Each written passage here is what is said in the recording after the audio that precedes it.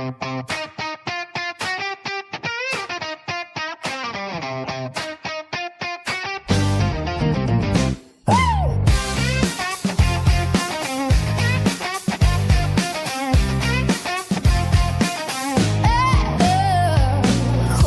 in my pocket, breath like a match, velvet in my voice and skill in my grasp. I follow the moonlight to a steady hand, walk through the flame until both understand. When I ask who I am, I answer with light. Ignite your weekends, set our shadows on fire. Ignite your weekends, that tenderness, meet desire. Ignite your weekends, choose how we rise higher. Ignite your weekends, oh yeah, ignite your weekends. I used to push louder, call that being strong. Now strength is patient and patience moves along. I hold the rage and the lullaby in one key. In hard times I show up steady awake. The hours of posture, I practice and refine. Hands like thunder, hands like rain, both have place. I flip fear into fuel. Turn silence into grace. Ignition is a choice, not a single break spark. I carry my past and shine through the dark. Ignite your weekends, set our shadows on fire. Ignite your weekends, let tenderness meet desire. Ignite your weekends, choose how we rise higher. Ignite your weekends, we are the flame, we light the night, we light the night.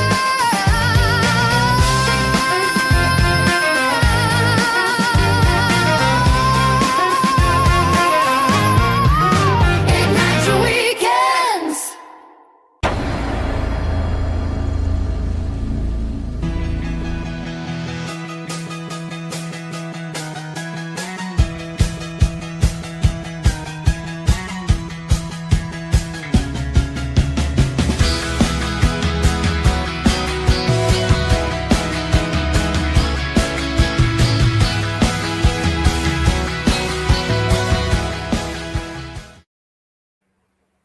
All right, what an intro.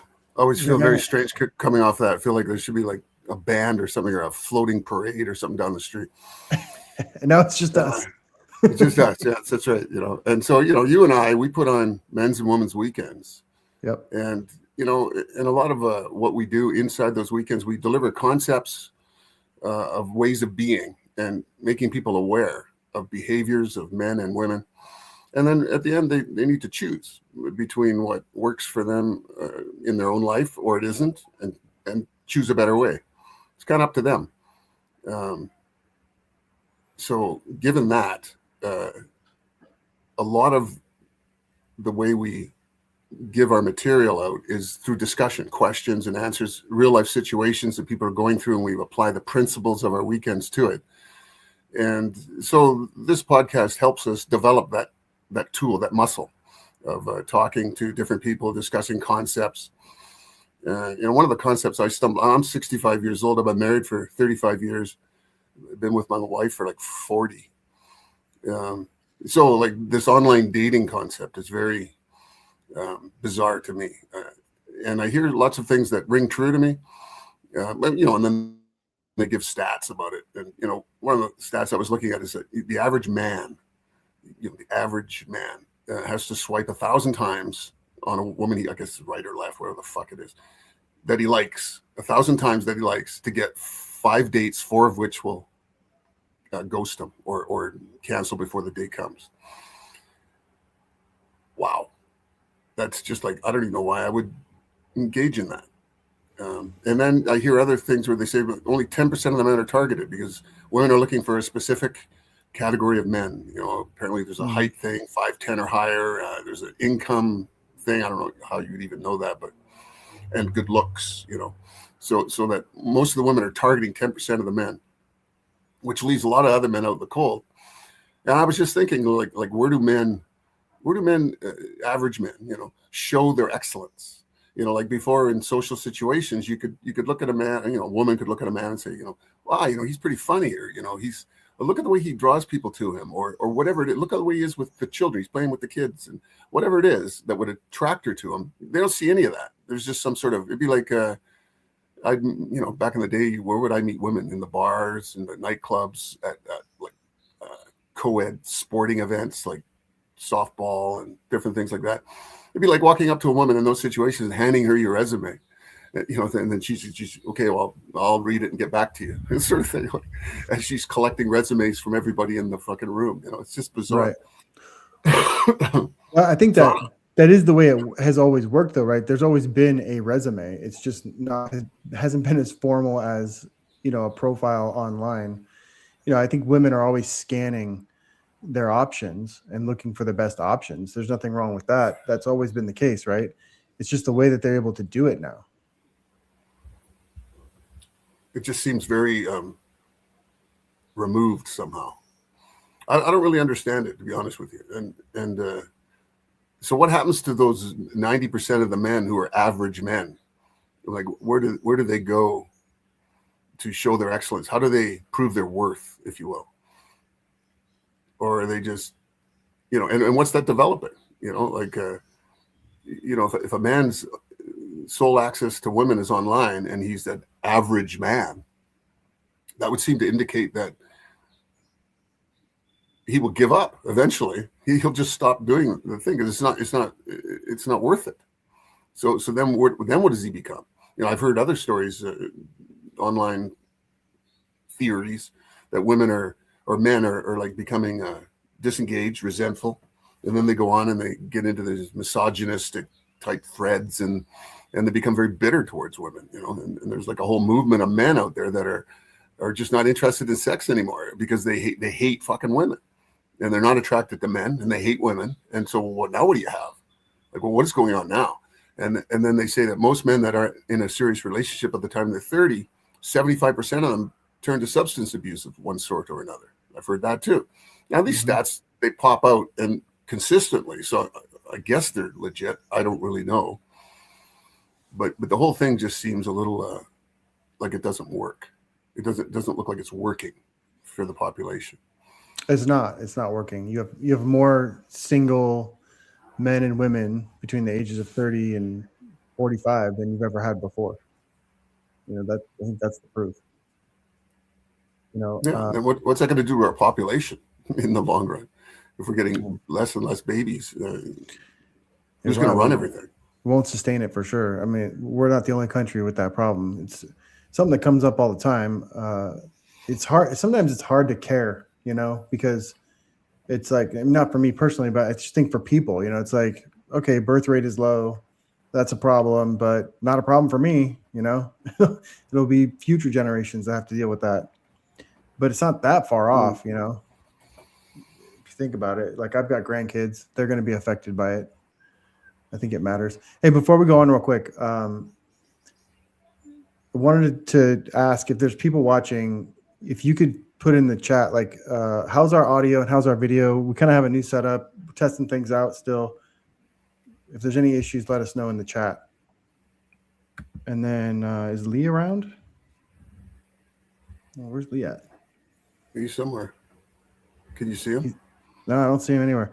But he's moderating somewhere in the background. In case somebody insults me personally in the chat, we need to get that removed right away. Okay. Lee says he's here and it sounds good. Oh, good. Oh, good. Yeah. Cool. All right. So is there anyone watching besides me, you, and Lee? Oh. Yeah. We got some people. So this is, this is just a free flowing live stream. Who knows how long we're going to go on? As long as we're having good conversation, we'll keep going. We definitely want to have some guests. So we've got people out there that may be joining at some point throughout the live stream, and we'll bring on maybe one or two of them at a time or more, depending on how it goes. And, the idea is just to have good conversation about relationships and men and women.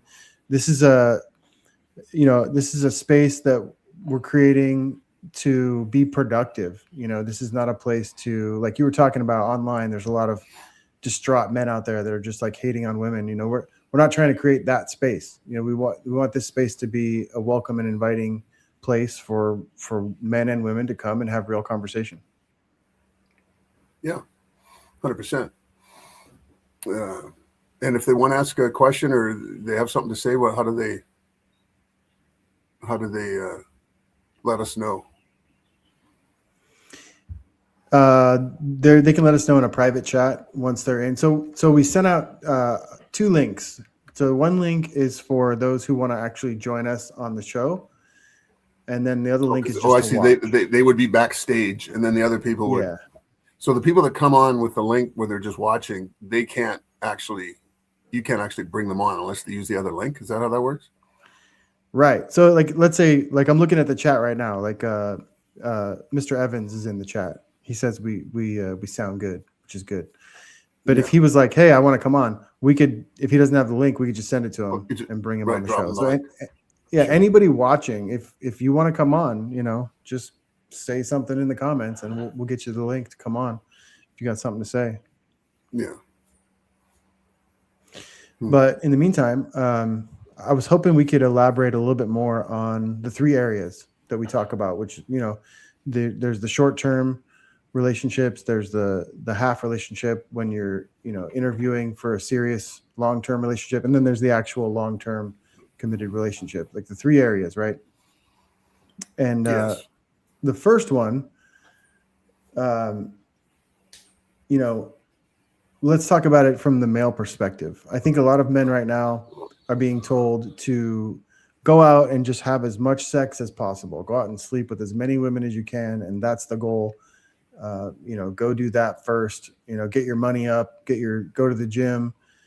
You know, so from the male perspective, go to the gym. What does that mean? Like get in the best shape you can so you're more attractive? Is that what you mean? Yeah. Which, you know, going to the gym and making good money, of course, those are goals for a man, right? Okay. But this is the advice. This is pretty much sums up, I think, the advice that men are being given right now to start dating is to make sure you're physically attractive, that you're making good money, and then you should just go out there and just try and sleep with as many women as you can to get experience. Well, I would say okay, but it's really not the sex that you need to be aware when you're in short-term recreational relationships, because that's the training ground for a lot of other areas of your life. See, and that's where women are extremely useful to men, is they train them. You know, if you're willing to take the lessons. So the sex is not the most important thing. If you're just concentrating on having sex with a woman and moving on to the next one, you're going to miss all the valuable lessons that are available to you. And you know how you handle rejection. How to end a relationship once it's no longer, we talk about short-term recreational, and we talk about successful short-term recreational relationships, which threw me for a lot of years. But once I understood successful short-term, they have to end. That's why they're successful. And men have a real barrier against ending things, and maybe it has something to do with, the way men view things. It's like women view things. They always want something new, a new haircut, a new manicure, the new latest fashion line. Where a man will show up with a jacket and, the other man will say, oh, where'd you get that? Oh, I had it since high school. Oh, fucking cool, man. So we like to hold on to things, like relationships, and for some reason can't end them, and even though a man will know, you instinctively know. You've been in relationships before where it was great at the beginning, and then it got sort of, just less and less enthralling, less and less exciting. The bloom came off the rose, all the adages, and you knew it was over, but you couldn't end it. And the danger there is you better be careful. If the woman decides that you're the one, and it should be over, but then she can capture you into marriage, and because you won't end it, you'll just keep going down the path, and you'll end up married, to a woman who has the qualities of a short-term recreational relationship and not the qualities of a marriage that's going to last a lifetime. So these are some of the things, and of course the other thing is probably importantly for a man is the rejection part. when a man goes out in the dating world, he faces a lot of rejection, some of which we talked about, this online stuff. And like, I don't really understand, but it seems like there's a ton of rejection there. Although it's not face-to-face rejection. So I don't even know what that would be like. But, I'm sure every man's experienced, you get the nerve up to go talk to a woman. She just shuts you down. Like, would you get out of here, you creep, or, however she puts it. And that fucking hurts, right? And you withdraw and you lick your wounds and but because you're addicted to sex and, you want to pursue and desire women, you figure out a way to handle that rejection. And that's building, your mask and you develop your bullshit, the way you flirt with women, and you develop game, you many different ways.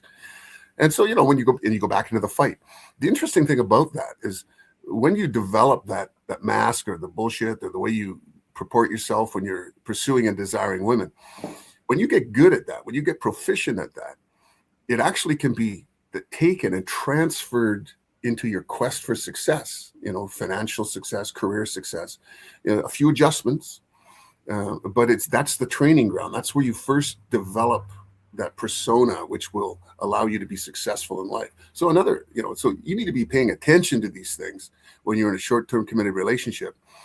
If you're not paying attention, what the fuck are you there for? Just the sex?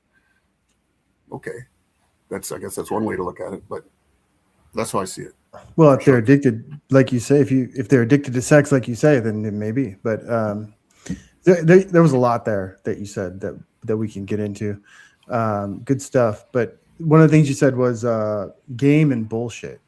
You were talking about that, right? And that can be a practiced skill that can move into your business life and help you be successful.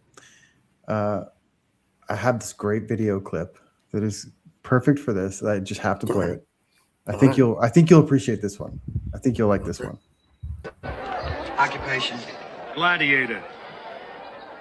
Did you kill last week? No. Did you try to kill last week? Yeah. Now listen, this is your last week of unemployment insurance. Either you kill somebody next week or we're gonna have to change your status. You got it? Yeah. Sign.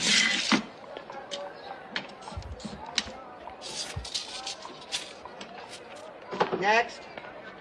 Occupation. Stand-up philosopher. What? Stand-up philosopher. I coalesce the vapor of human experience into a viable and logical comprehension. Oh, a bullshit artist. Did you bullshit last week?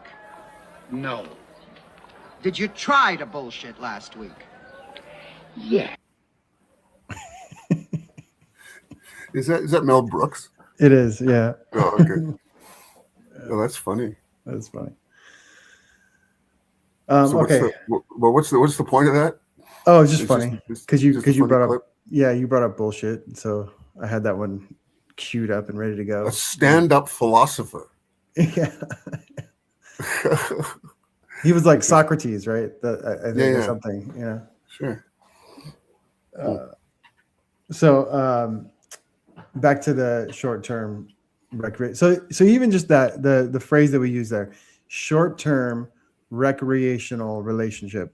If that doesn't sound like trying to go have sex with a bunch of women, I don't know what does, right? I mean, but it doesn't. That's not what we're saying exactly. That might be involved, Well, look at it this way. Short-term recreational can also be. It doesn't have to be sexual. Right. There's some men that aren't that interested in sex, and there's some men that believe sex shouldn't happen until marriage. I mean, they're out there. So you could still have sex is a component of it, but not a necessary component. You can still have a successful short-term recreational relationship without sex. That is a possibility. Right. Okay. Just saying. Yeah. No, I fully agree. So along those lines, though, so we are saying short-term, though. So this is intentional dating for fun, and you're going to move on. It's not going to be a serious thing.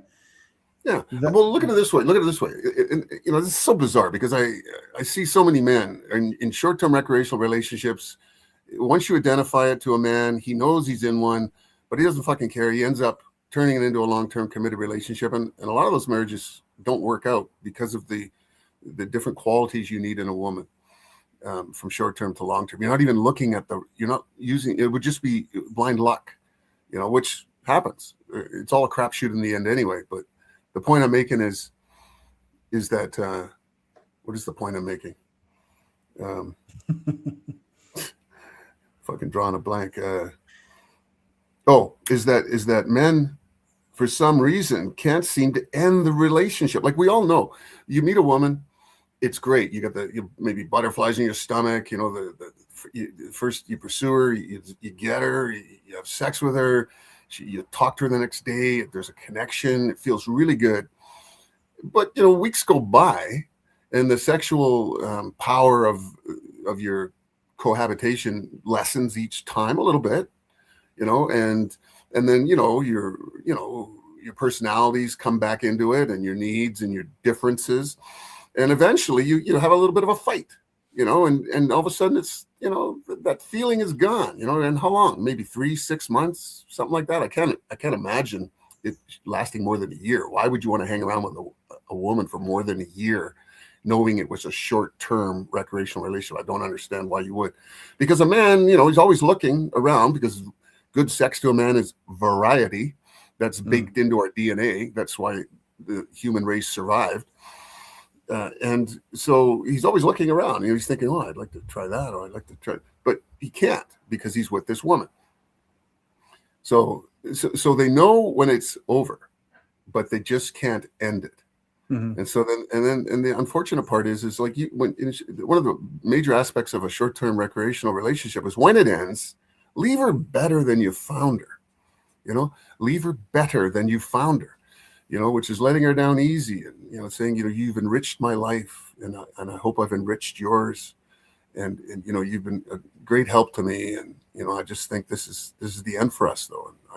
And then if you're really smooth, you can ask her if she has any friends that now that you're over, if you referrals. Okay, so let's talk about this though, because I think this is a thing for men. It was a thing for me. So we're kind of trained to believe and think that it's not honorable to be with a woman unless it's meant to be long term. So, in other words, some men, because I think women are more guarded. Women are more, they're the ones that give the access to sex, right? So they're guarding that. And in order to get in there, men can sometimes act like they want a long-term relationship in order to get in, right? And because that gives them the sexual access, because that's what she wants. And then they're kind of stuck. They're like, okay, well now I've shown her that I want to be in a long-term just to get sex, and now I'm going to get out of it. So that idea is not honorable for men, right? So they want to be honorable. So when they think about short-term recreational relationships, it's like, what am I supposed to do? Am I supposed to start, I meet a girl and I'm like, hey, just so you know, this is a short-term thing. I'm not in this for the long haul. How do you handle that? How do you handle that conversation? How do you get into a short-term recreational and then get out of it without making her think like this is going to be something that is going to be forever? Yeah, but natural attraction, it doesn't work that way. I mean, when you meet a woman, all the women I've met in my life that ended up to be short-term, there's a physical attraction at the beginning, and it obviously has to work both ways. And it's the physical attraction and your seduction techniques that get a woman feeling good about herself to the point where she'll have sex with you. And I don't think just having sex with her, I don't think you have to promise marriage to have sex. I never did. And anyone looking at me when I was growing up would never look at me as marriage potential. I'm telling you. So I don't think that that's really a factor in the beginning of a short-term recreational relationship. It's physical attraction. Then the relationship is established. And so, you're sort of trying to find a reason why men don't want to end relationships. How they get kind of stuck, right? Because they're trying to be honorable. Yeah, I just think they're weak, and they don't have the fucking balls to do it. and they can't see. And and there's this scarcity thing that goes through many men's minds, They're or lazy. they're not. Yeah, they're lazy. Yeah, that's part of it. Or they're no good. Like they're not good at pursuing and desiring women. So that whole game of racing around, flirting with women, talking to women, trying to get, developing all that. They get a woman and they're just like, okay, I got her. Fuck that. I'm not, I hate that game. I don't want to go back there. I don't want to be alone. I got this woman. Yeah, things aren't great, but I'm just going to stick it out. And I think that's more of a reality than anything else. Yeah. Maybe they, it takes a lot of effort, right, to court a woman and to induce her desire. And so if they think they've got that department taken care of, like why bother?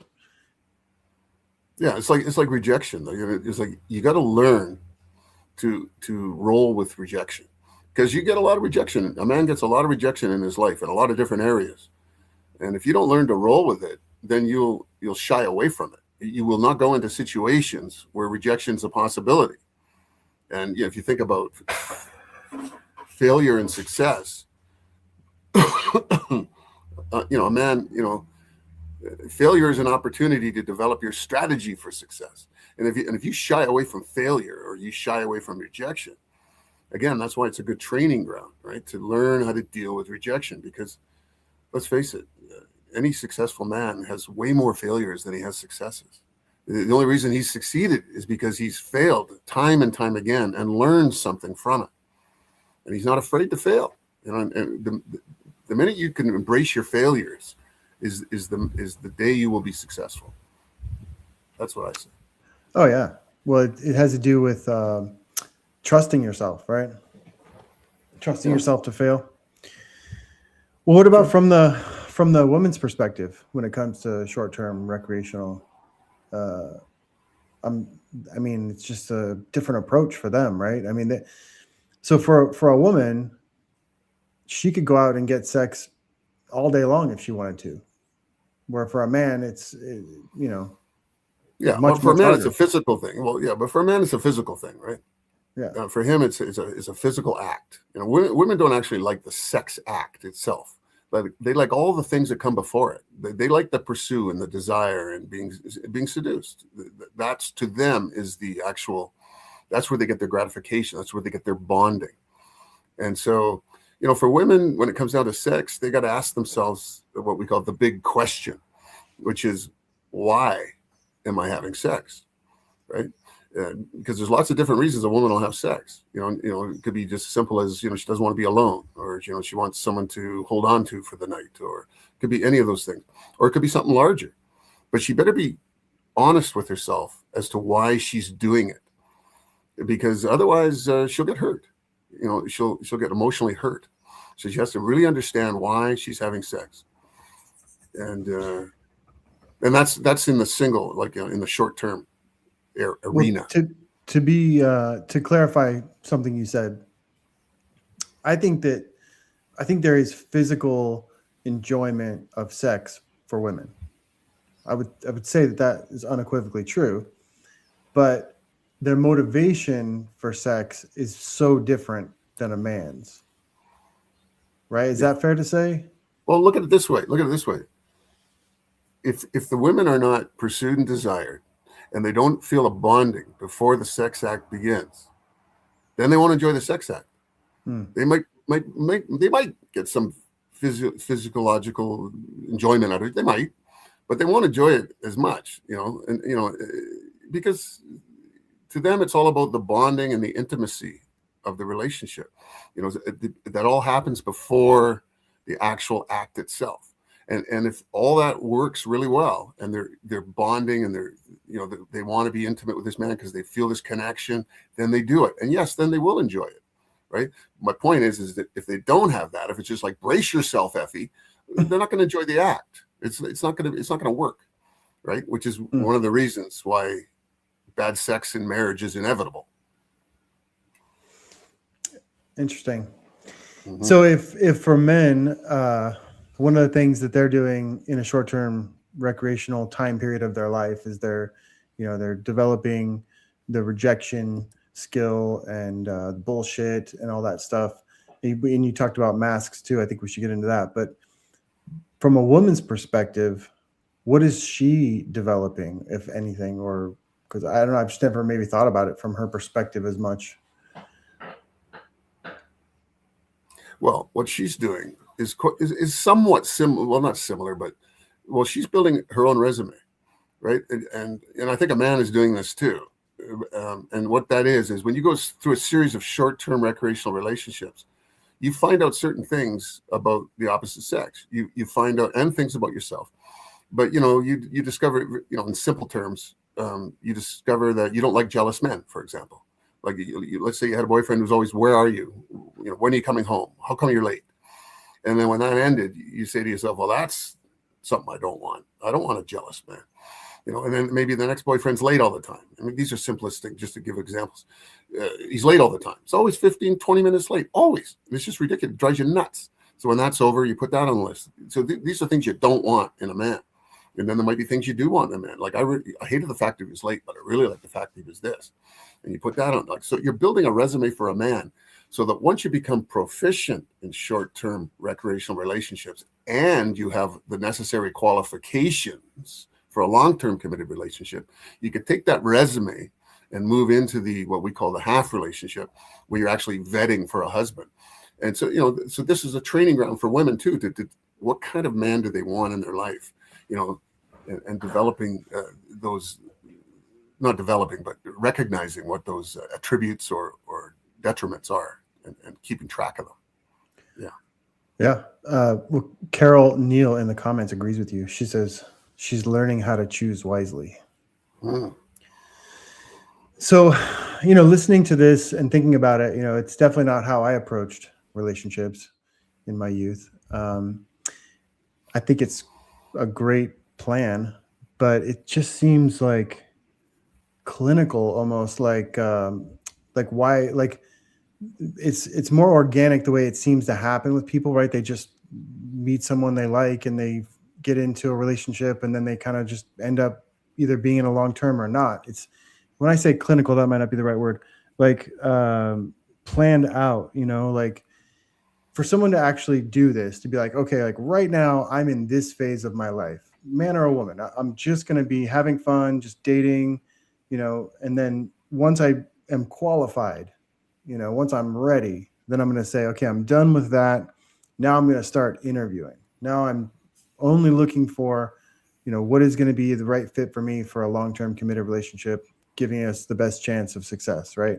So she then moves, or he or she moves into that phase, and then they end up in the long-term committed. Actually like being intentional in doing that, it's so structured. Like, what are the chances that people are going to follow this, right? You know what I mean? Like Yeah, well, that's a good point. I mean, it's a model, right? And when we put on our weekends, what we discover is, some women are already married, some women are already divorced, so they have and they're older, so there's a different aspect when you're older to this whole model. And there's a few women that are like women and men that are single, and they're the ones that are, if they want to, are able to take advantage of this model. And really the most important aspect of it, the model, I believe, is the children, because if you fuck this model up or ignore it, and you end up, it doesn't work out because you weren't looking at, what is this man or what is this woman going to be like 10 years down the road? Is this someone I can live with? Does this person have the right attributes and resume to be a good father and a good provider and all the things that you're looking for in a husband or a wife 10 years down the road, not in the moment, which is what short term is, in the moment. That's why it's so risky turning a short term into a long term. So that's why. So if they follow the model, it works. But as I say, men can't end it. Women just want their wedding day. So if they follow the teachings, it can work. I don't have any data saying that, oh, well, this person did it just this way, and look at them now. They're 40 years into their marriage, and it all worked wonderfully. I don't have any data for that. I just know the model works in theory because no one can really poke a hole in it. Yeah. You know, it's like, yeah, that makes sense. Now, does it actually work in practice? Yeah, I think the point is that people aren't intentional about it, and it Yeah. is such an important thing, especially for children, that if you were being intentional, is there a better way than this? I don't think so. I think this is definitely a good way to approach it. So okay, so what is Yeah, it? it's just, yeah, and society doesn't it treats it very trivially. You know, like it's like, oh, you're 18 now. To the woman, okay, you've been told to fear men all your life. The only person you've ever had a real relationship with, a male, is your dad. Now you're 18. Go out and get a man and marry him. You know, like where's the playbook? Like it's just not there. So that's one thing we do offer is a playbook and how to approach these things. So even it's going to help. Like, you know, I think, you know, in wherever you're at, it's going to help. Even if you're married, you know, to study your qualifications. Am I qualified? You know, because you could enter a marriage unqualified and become qualified in most aspects. Or you can enter a marriage qualified and become unqualified over time through laziness or resentment or anything else. So it's the model still has benefits, but even for someone who could actually take it right from short-term, half a relationship, long-term committed, and they actually don't. But as long as they're aware of it, they can traverse this terrain a little more handily. You know, so Yeah. yeah. Yeah, for sure. You know, talk about being qualified. I don't know, like if someone is hearing that for the first time, like what does qualified mean? You know, like why wouldn't I be qualified now to be in a long-term? Just isn't the qualification that I'm in love? Isn't that what it is? Well, I mean, what is love? You know, they say, you know, that love. I mean, we're talking Harlequin romance novels. I mean, love is kind of an altered state of mind, and it doesn't last. You know, when we talk about love in the sense of movies and stuff like that, you know, you meet somebody and you're head over heels. You know, that feeling we talked about earlier, you know, the bloom on the rose, or you know, it's just that feeling of connection in the early stages of a short-term recreational. It's an amazing feeling, but it doesn't last. Never lasts. Never. So you can't really base a long-term relationship on it because it doesn't last. Love in the weekends, we say love. The benefit in a long-term committed relationship, the benefit, the person receiving the love must receive the benefit, right? And so we make it tangible, right? Well, what love is to a woman, what love is to a man, and those are actual acts that a man could recognize, a woman can recognize, and that makes it a little more understandable, a little more believable. Well, what about chemistry?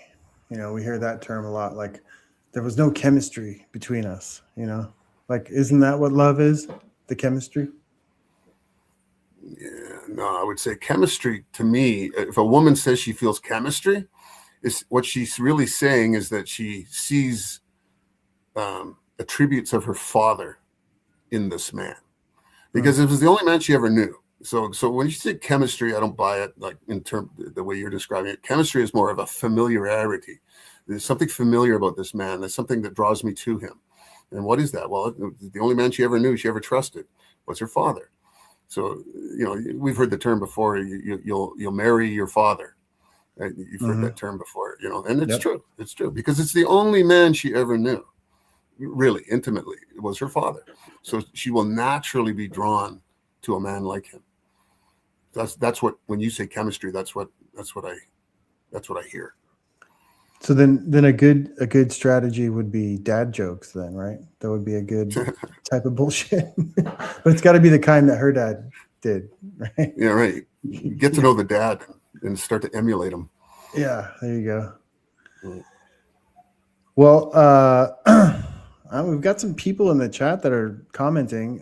Again, if you want to come on the show, you're welcome to come on. We do have some people that I know will be joining us in a few, but you know, we're open. We're open to bring anybody on and join this conversation. But we're just going to keep going. So you talked earlier about masks.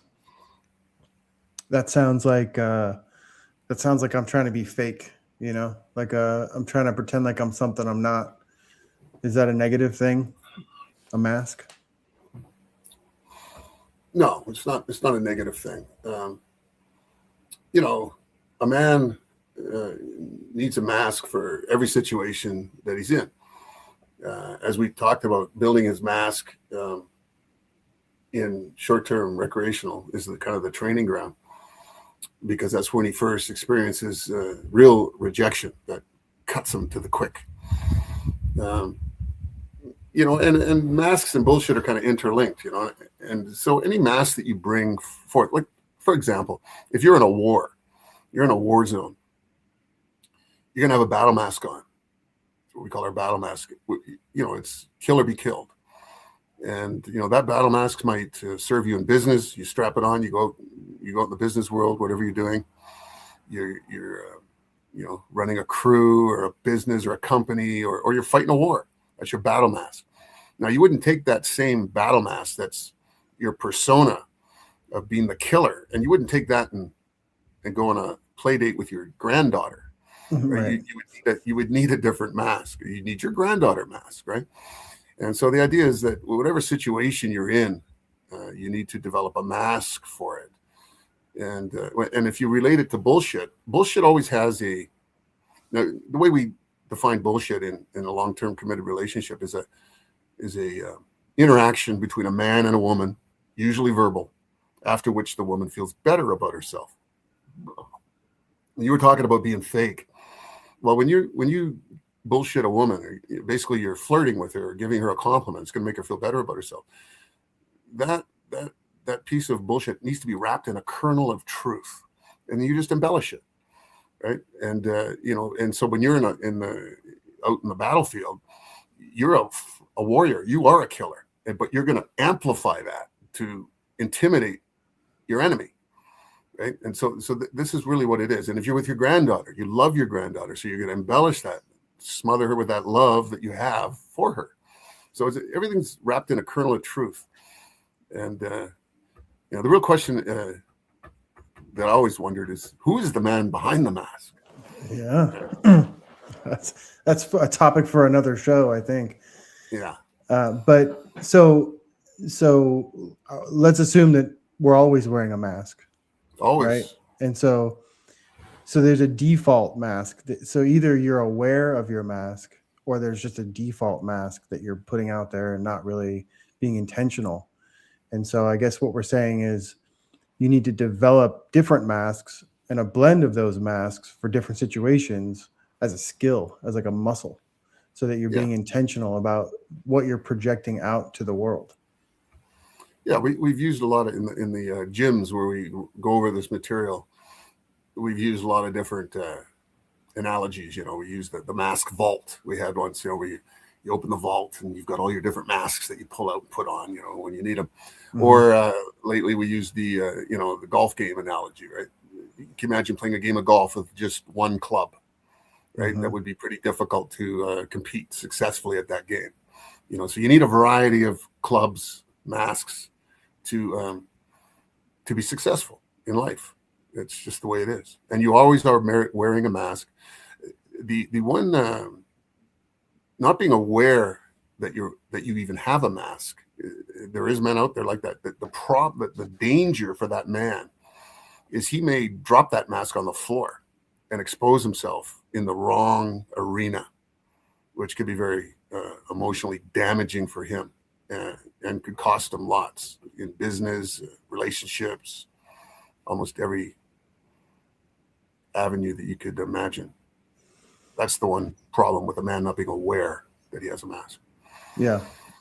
Yeah. And you know, as a protector as well, you know, you need to have a mask that if you have children or a wife, you know, your mask needs to be impenetrable to the dangers that are out there. Otherwise, if they think that what's behind the mask is something that won't protect them, that would scare them. You know, they want the man to be the protector, in my opinion. Oh yeah, of course. All right. Well, So I don't know. Anything else you want to say about short-term recreational or bullshit or anything like that? Like, I don't know. Did we really talk about what bullshit is? You defined it, but Well, I mean, like I it said, sounds interaction. negative. It sounds like a bad thing, right? Well, yeah, I remember. Yeah, well, see, a lot of men, they don't like to think that they have any bullshit. But no, I'm honest. I'm an honest, open person. You know, I don't lie. And I say, yeah, okay, you're an open, honest, non-lying bullshitter. That's your persona. That's what you're putting out there. Every man has a mask. Every man has his bullshits. Some's better than others. Some men are very weak bullshit. But every man knows what kind of a bullshitter he is if he's willing to look at himself and define it. And he may discover that it's not very good, but that's okay because you can always develop it. You know, and get better at it. But you need to be aware of it first. So I always say these weekends that we put on are really an awareness seminar, showing you this is the behaviors of men and behaviors of women. Be aware so you can navigate successfully in all the arenas, right? Yeah. So like bullshit takes effort, right? It's almost like a form of caring, you know. You're having the right charisma for the right situation, and you're thinking about it and being intentional about it and putting effort towards it.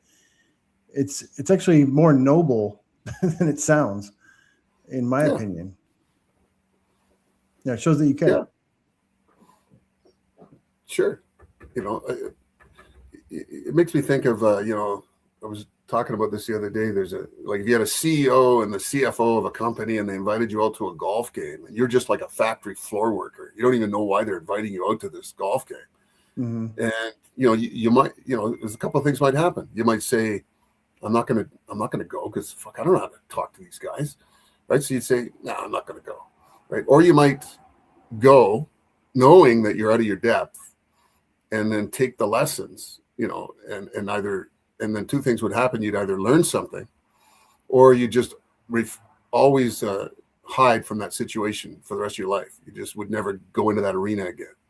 These are things that, you know, like it's like a woman, if you're invited to a black tie cocktail party, the woman, what does she need? Makeup, high heels, and a black cocktail dress. A man needs the appropriate mask. You know, the dress is her invitation or her entrance or her fee into the party. The right mask is a man's. How many times you walked into a room? I can, like, I read men so well. I see men that are completely out of their element in a room full of people. They don't know who to talk to. They don't know. They're just nervous as hell because they don't have the right mask, and they're not even aware they should have a mask. It's very interesting. And bullshit is a part of that mask. We're saying, yeah. Well, bullshit and masks are intricately linked. The better the bullshit, the better the mask. The better the mask, the better the bullshit. Can't have one without the other. Well, Mr. Lee, if you're listening, Mr. Lee is our behind the scenes man. We've got Brenda Noss in the comments, and I know for sure she wants to be on the show. I don't know how. Maybe I forgot to send her a link or something, but if you could get her a link and we'll get her on the show, that would be awesome. And again, anybody else who wants to join, feel free. It's an open conversation. Yeah, come test your bullshit. Yeah, come test your bullshit. There you go. I'm distracted by the chat. Okay, so we talked about qualifications. Yeah. So from a man's perspective, let's talk about one of the qualifications that's important for a man before he's done the short-term recreational. His goal is to get qualified, right? And so he's in that process. What is one of the things that he needs to do to get qualified or have to be qualified? Like one of the qualifications is to be is to be proficient at short-term recreational. That's one of the What does that mean? qualifications. What does proficient Proficient. mean? Well, what it means to me is he's built his resume. He knows what he likes and he doesn't like in a woman. He's been able to have a series of successful short-term recreational relationships, which means he's been rejected, right, and accepted it well. He has ended a relationship and done it well, left her better than he found her. So that's proficient. And the way you know you're proficient is you actually get bored of them. You get bored of, like the effort isn't worth the reward anymore, right? Like you chase, because it's a lot of effort. Men do a really good job when they're in short term of pursuing and desiring women. They do a very good job of that. They're very good at it. And you just get a little tired of it, right? There's a golden nugget, something like sex is a good substitute for success. But once you get tired of that, you turn your, it takes so much effort to pursue and desire. If you become more interested in success, as most men do, their focus shifts. And when it does, so does your priorities around women. It's a kind of a natural thing. And that shift happens when you become proficient. So again, a great training ground, right? When you become proficient in that arena, you're kind of ready to take on your career and where you want to go. And that's when I think you start looking at the long-term committed side of things. Yeah. So would you agree that like we have these terms like she's out of my league or whatnot? Do you agree with leagues? Are there women that are in your league or below your league or above your league? Is that a thing? Well, I think it's the man. It's how he views himself. It's only you that takes you out of the game. No, it's not her. It's you. Right. So if you don't feel it, yeah, go ahead. Well, the reason why I ask that is because for a man who's working on being proficient in short-term recreational relationships,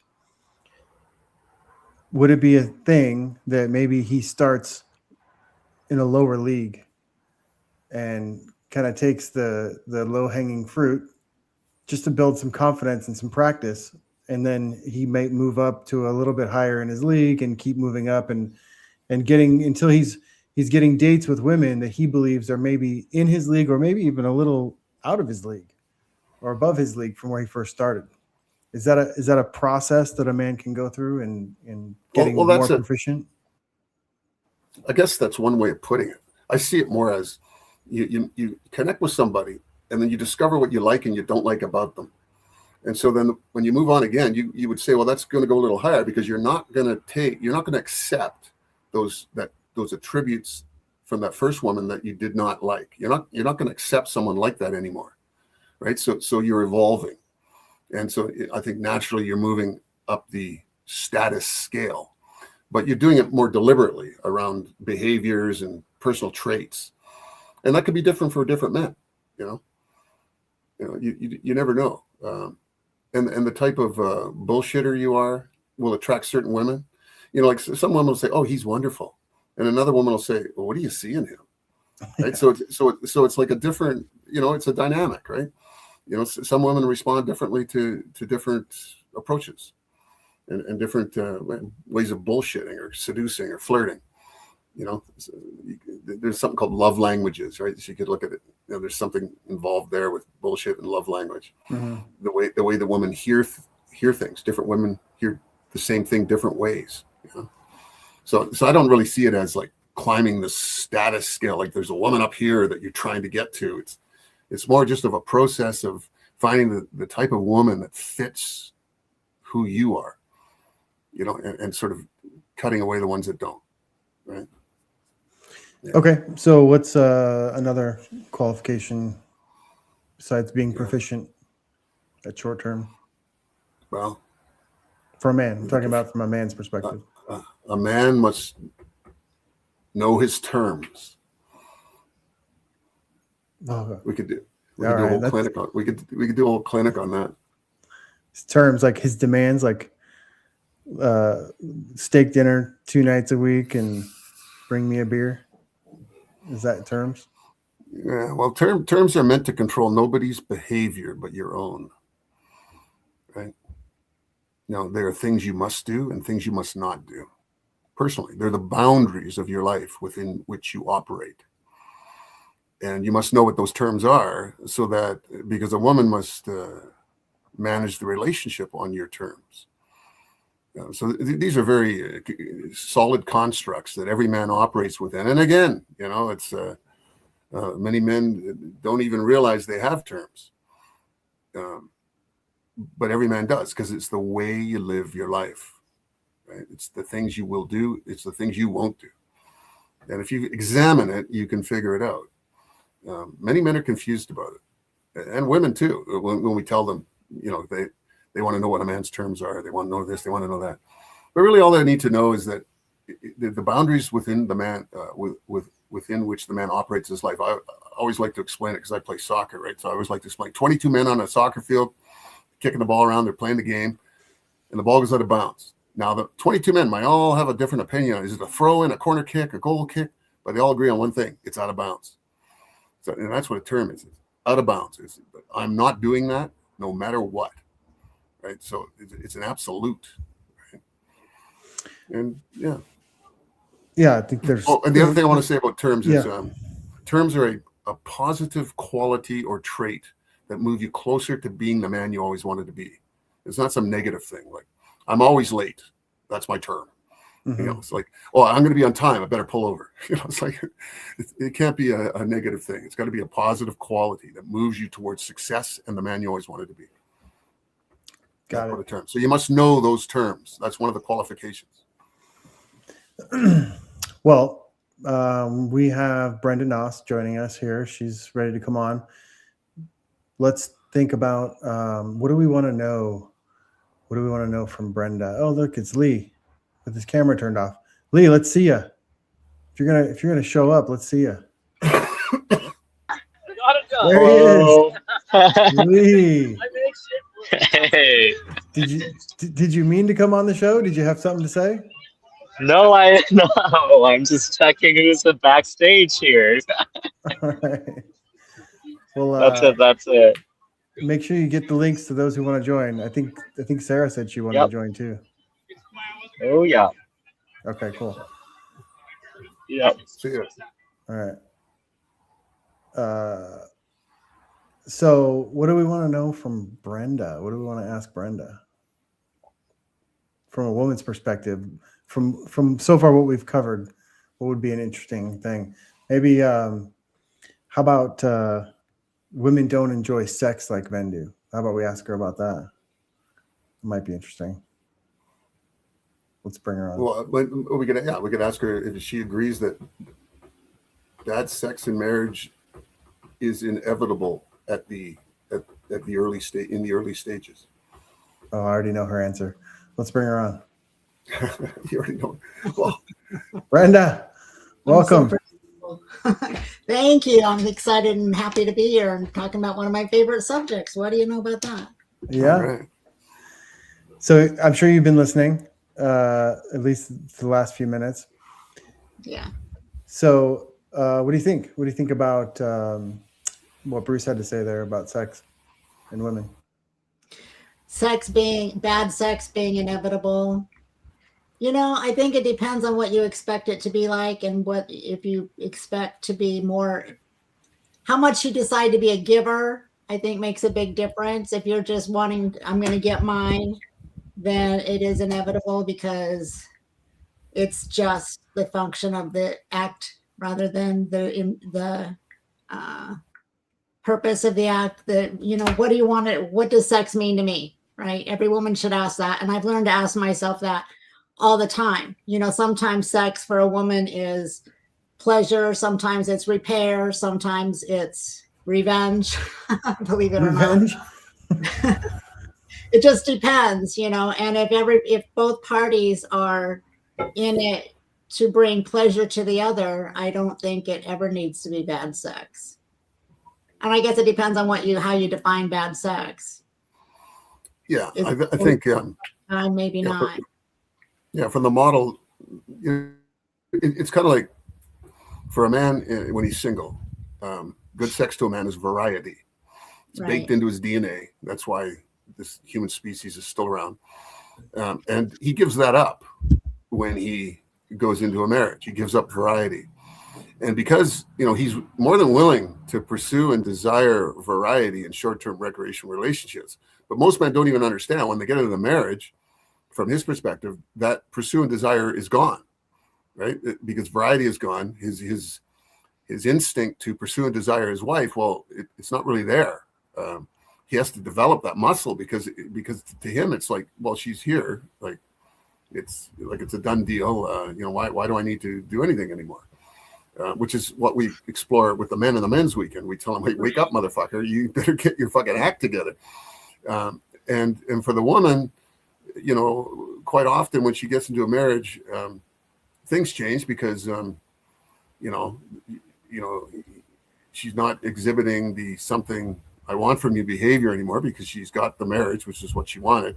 So then a real behavior comes out, which is that you have nothing I want behavior. And coupled with the fact that she may struggle with full self-acceptance, she hasn't accepted her mother or her father, and she may have unresolved sex issues that now come to the forefront that she had kept hidden before in the single relationship, and all those things combine. And if you're unaware, so when I say bad sex in marriage is inevitable, what I mean is that if two people who are in a romance and then they get married and now they're in the marriage and a year or two into the marriage, all these issues come to a boil. And if they're not aware of their roles and what's going on for each of them, bad sex is inevitable. It's not that it's a life sentence, but you better be aware. So you did two things there. First of all, you said bad sex is inevitable, which means it's going to happen no matter what. And then you qualified it at the end by if you continue to act immaturely in this relationship, bad sex is going to be inevitable. If you don't do the inside work, bad sex in the marriage is going to be inevitable. If you continue to bring your issues, if he doesn't look at his wife as variety, I mean, it's up to him to bring the variety, right? If you've got A, B, C and ABC works, great, do A, B, and C, but if you want variety, you better mix it up a little bit. I think Bruce means something different about variety, but let's put a hold on that for 1 second. We'll pick it up in a second. I actually wanted to say, since we brought you on, Brenda, who are you? What do you do? Where are you from? And what are you in a relationship? What's your situation? My name is Brenda Noss. I'm a certified master practitioner of neuro-linguistic programming, mental emotional release, hypnotherapy, a whole bunch of other certifications that'll bore you with my list.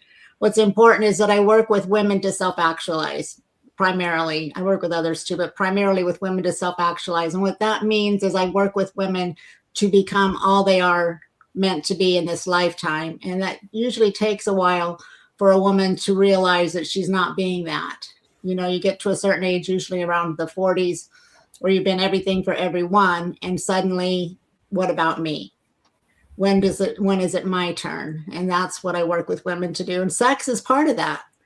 I've helped a lot of women get over that hump of resentment and barriers around childhood and all of that to be able to be open to receive and be open to give back. And sex is a really important part of a healthy marriage, I believe, because it's one of the gifts from God that helped us to connect and create intimacy. And then, what are you married or? I am. I'm married. I know, but I'm asking for the audience's benefit. Yes. I'm married to my amazing husband, Kyle Noss. We've been married 11 years. Together for 13, and it's the most, and I've had other relationships. I've been divorced, and I did my women's weekend in December of 2007 and learned many of the things you guys are talking about learning how to be qualified to be married, learning how to be feminine in my marriage, how to give back, how to be a good woman in the perspective of a marriage. And because of that, I found and I'm worthy of Kyle and he's worthy of me because we both done the work. And quite honestly, the sex is better than it's ever been. So it's not inevitable. Cool. All right. I'm going to bring on, we have Carol Neal that also wants to join us. So we got to balance out the panel, you know, it's 2-on-1. So we're going to bring Carol on here. So welcome, Carol. Okay. So listen, we're going to have you introduce yourself as well, but let's, as we start adding people, let's establish some ground rules, because if all of us are talking at the same time, nobody can hear anything. So we'll try and let someone finish before we start speaking. And then if Bruce or I interject, just allow us to kind of like interrupt, because there might be something that we need to do to move the show forward or ask a question or something like that. So with that understanding, Carol, who are you? What do you do? So, where are you from? And like, what's your relationship status?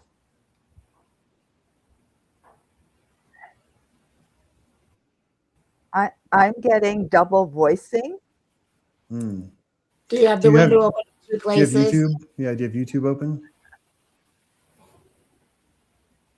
Okay, so my name is Carol Neal. I live in Toronto, Ontario. I did my weekend in February of 1992. And yes, I do. Close YouTube. Are you still hearing double? Yeah. Carol? No, I'm good now. Thank you very good. much. Okay. So I live in Toronto. I did my weekend in February of 1992.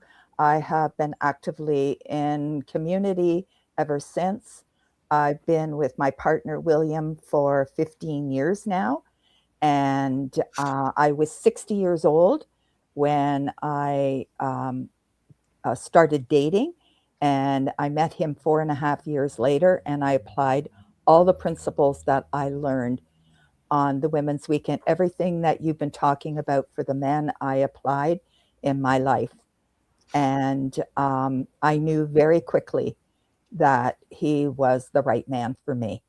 And it all works if you work it, is what I'll say, without getting into all the complications.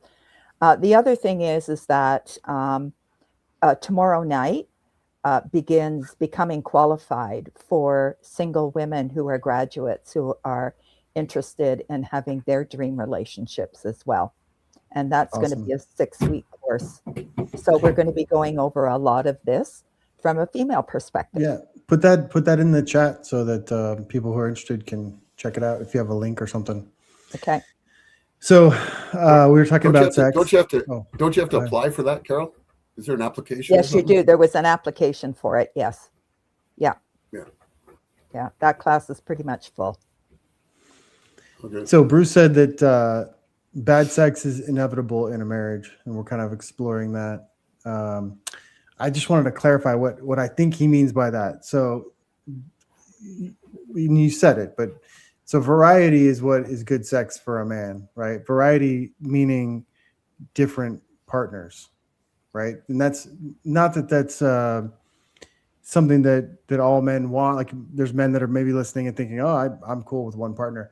But we're saying from a biological drive, men are driven to spread their seed, so to say. And so that's just a chemical brain thing. That's what good sex is to a man, is to have different partners, to have a variety of sex. And when you're single, you can have that. You can, date around and you can do that. But when you're married, it's monogamous and it's going to be the same person forever. And so then it becomes not as good as the ideal sex that a man would want. So in that sense, it's bad sex. Is that right, Bruce? Yeah, that's correct. And the good news is that a man just has to learn to pursue and desire his wife, just like he did when he was out there with variety. He needs to learn to do that. Otherwise, because it's no fun for the woman. A man, he gets lazy. Husbands are lazy and complacent, and they start expecting. and that, okay, that's great, but that's not going to work. That's just not going to work in the long run. So a man has to be aware. We tell men in the weekend, a lot of them are just shocked at their own behavior when it's shown, when they're made aware of how they're being with their wives. Just even the fact that a man communicates through action. He communicated through action long before there was spoken language. And one of the biggest acts you can have with a woman is sex. So a man is always communicating something during sex. And when we tell men, so now that you're aware of this, what are you communicating? Are you communicating, how much you love her, how much you appreciate her? Or are you communicating some argument you had 2 days ago? But you're always communicating something, so be aware of it. So I say these weekends are just about being aware, bringing awareness to the dynamics between men and women. Anyway, that's what I meant when I said variety. Or good sex to a man, right? Yeah. Or inevitable bad sex or whatever. Yeah. It's just awareness. Like, it's a bit of a shock thing, right? It's like bad sex is inevitable in a marriage. Right. Yeah, exactly. But then So there's a way out. With that reframing, like Brenda, what do you think about that? So yes, I understand that it's a survival of the species impulse, right? Spread your seed far and wide, whereas women genetically and survivalist is predisposed to being very choosy to make sure that she's getting good seed, right? So she's very choosy and she wants to keep him all for herself. So she's not going, we're speaking stereotypically and for the majority, right? Most women aren't going to want to share. So I think what needs to happen is for the man I think what happens in a good relationship is the man is getting enough from the marriage, the third entity, that he's willing to put aside that impulse to spread his seed far and wide. Does he still want to? I'm sure. And if she was willing, would he? I'm sure, for the most part. And some women are, if you want to do that, go find one that is. Mm-hmm. And, but for the most part, I think what happens is he's not willing to give up what's happening for the good in the marriage, the stability, the family, his children, the security. A woman brings something to a relationship and to a man that he can't get anywhere else, that feminine energy, that nurturing feminine energy. And if he's willing to give that up in order to spread his seed far and wide, then he has some maturing to do from my perspective. What do you think, Carol? Yeah, I agree. Also too, I can't, I can't talk for men except from what I know observing them. But from a woman's perspective, sex is only boring if the man is boring in his presentation of it. Right. Yeah. Enough said. He doesn't know his way around our bodies, then, you're going to get what you get. Yeah. And I think I'll just ask, do most women, do you think, want men to lead in the bedroom? Yes. Sometimes. Lead but not dominate most of the time. Lead but not what? Dominating, although sometimes a little domination is fun too. But it's all about respect and honoring each other. Yeah. There's that saying, she comes first, and there's a reason for that. Yeah. Yep. That's actually that's a book that your husband recommended that I read. Right. Yeah. Yeah. I think that a lot of it has to do with honoring the relationship, that having sex with a partner long term is about, it's not about me personally, it's not about him personally, that both of you bring your best to the relationship in that moment. And I think that it can become almost a spiritual coming together in a much larger way than just an orgasm. Yeah, a bonding. Yeah, It I agree. is. I think Brenda said it earlier, something about you come to it both having something to give, Yes. as opposed to when when you're single, you're there to get something for yourself. But in marriage, it's about giving something. Well, that's probably why sex with men when you're single is so shitty that women are stopped doing it. So men might want to rethink what they're up to. Hmm. On the energy the woman brings. I know I had a girlfriend that she always said, I always get mine. That's not the energy to bring to a relationship. No. Yeah. No. I was interested, Carol. You said at 60 you met a man, and you employed the tools of the weekend to, I guess. I met a lot of men at 60. Right. Yeah. I remember hearing another analogy, like they called it the bellhop relationship. Have you heard this phrase before? The bellhop relationship, and it happens when you're older, right? You're 50, 60, 65, 70, whatever it is. So it's a different sort of interaction when you meet a man or you meet a woman. So it's like checking into a hotel. You carry the baggage of your life up to your room. Yep. And you're standing outside the room, and inside the room is the relationship. Well, before you go into the room, you better go through each other's baggage and check it all out, because you have a lifetime of baggage with you from when you're 60, right? Different than when you're 25 or something. And so you need to, because it's all going to come out anyway once you're in the room. You're going to unpack once you're in the room. So you better go through it in the hallway to find out if you actually want to go into the room. Did you find that happen in your selection process? It was interesting. Like I say, it was 4.5 years till I met William, and the men showed up pretty quickly. And because I knew exactly what I was looking for, and I knew how it would feel, and how it would feel to be with him, I never spent a long time with anybody particularly. But it's one of the reasons why when we get to be the age of 60 or older is we have so many options as to what kind of a relationship we want.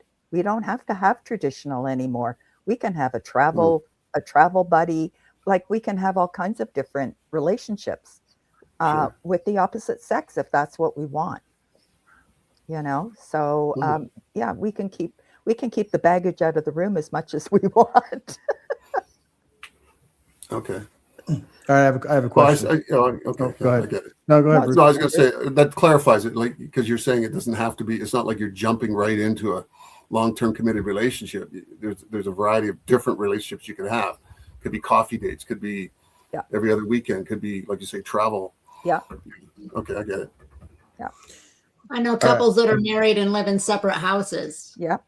Well, that would be ideal, wouldn't it? It's like the best. Katharine Hepburn lived next door to her husband in their mansions in Hollywood. Nice.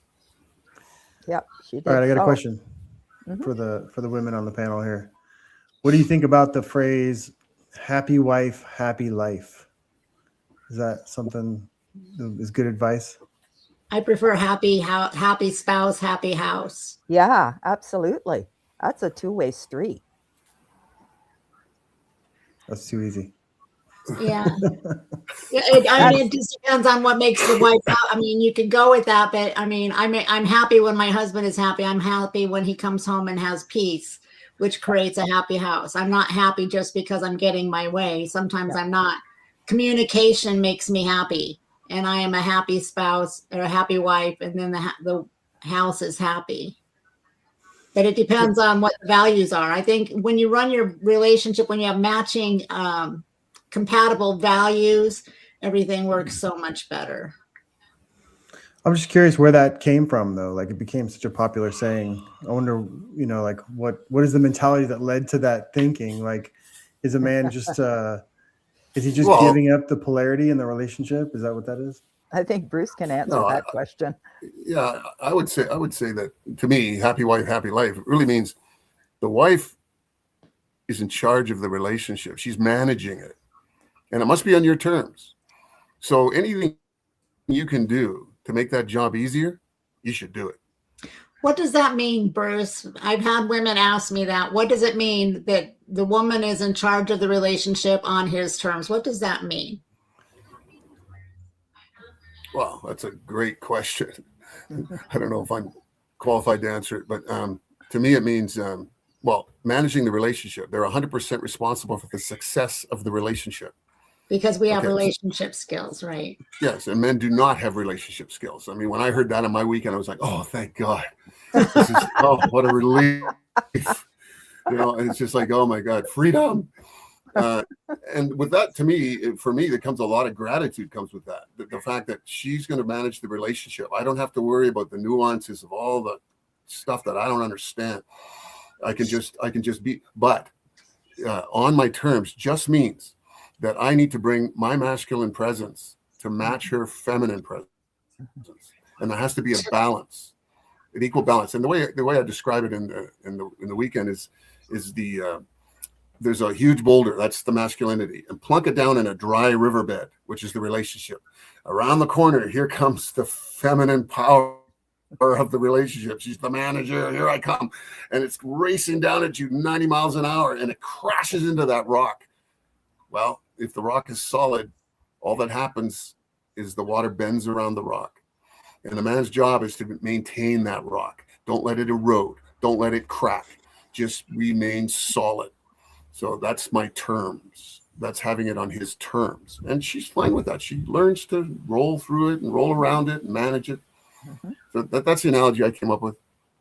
I love it. Love it too. Yeah, look, you know, I've emasculated many men in my past, and then I went to the women's weekend and learned that that doesn't work. And so when I met and married Kyle, number one, I don't want to emasculate him, and number two, he's very strong and confident in his masculine energy, so he wouldn't allow it anyway. He gives a pushback, which is what I'm looking for. It's human nature to look for boundaries.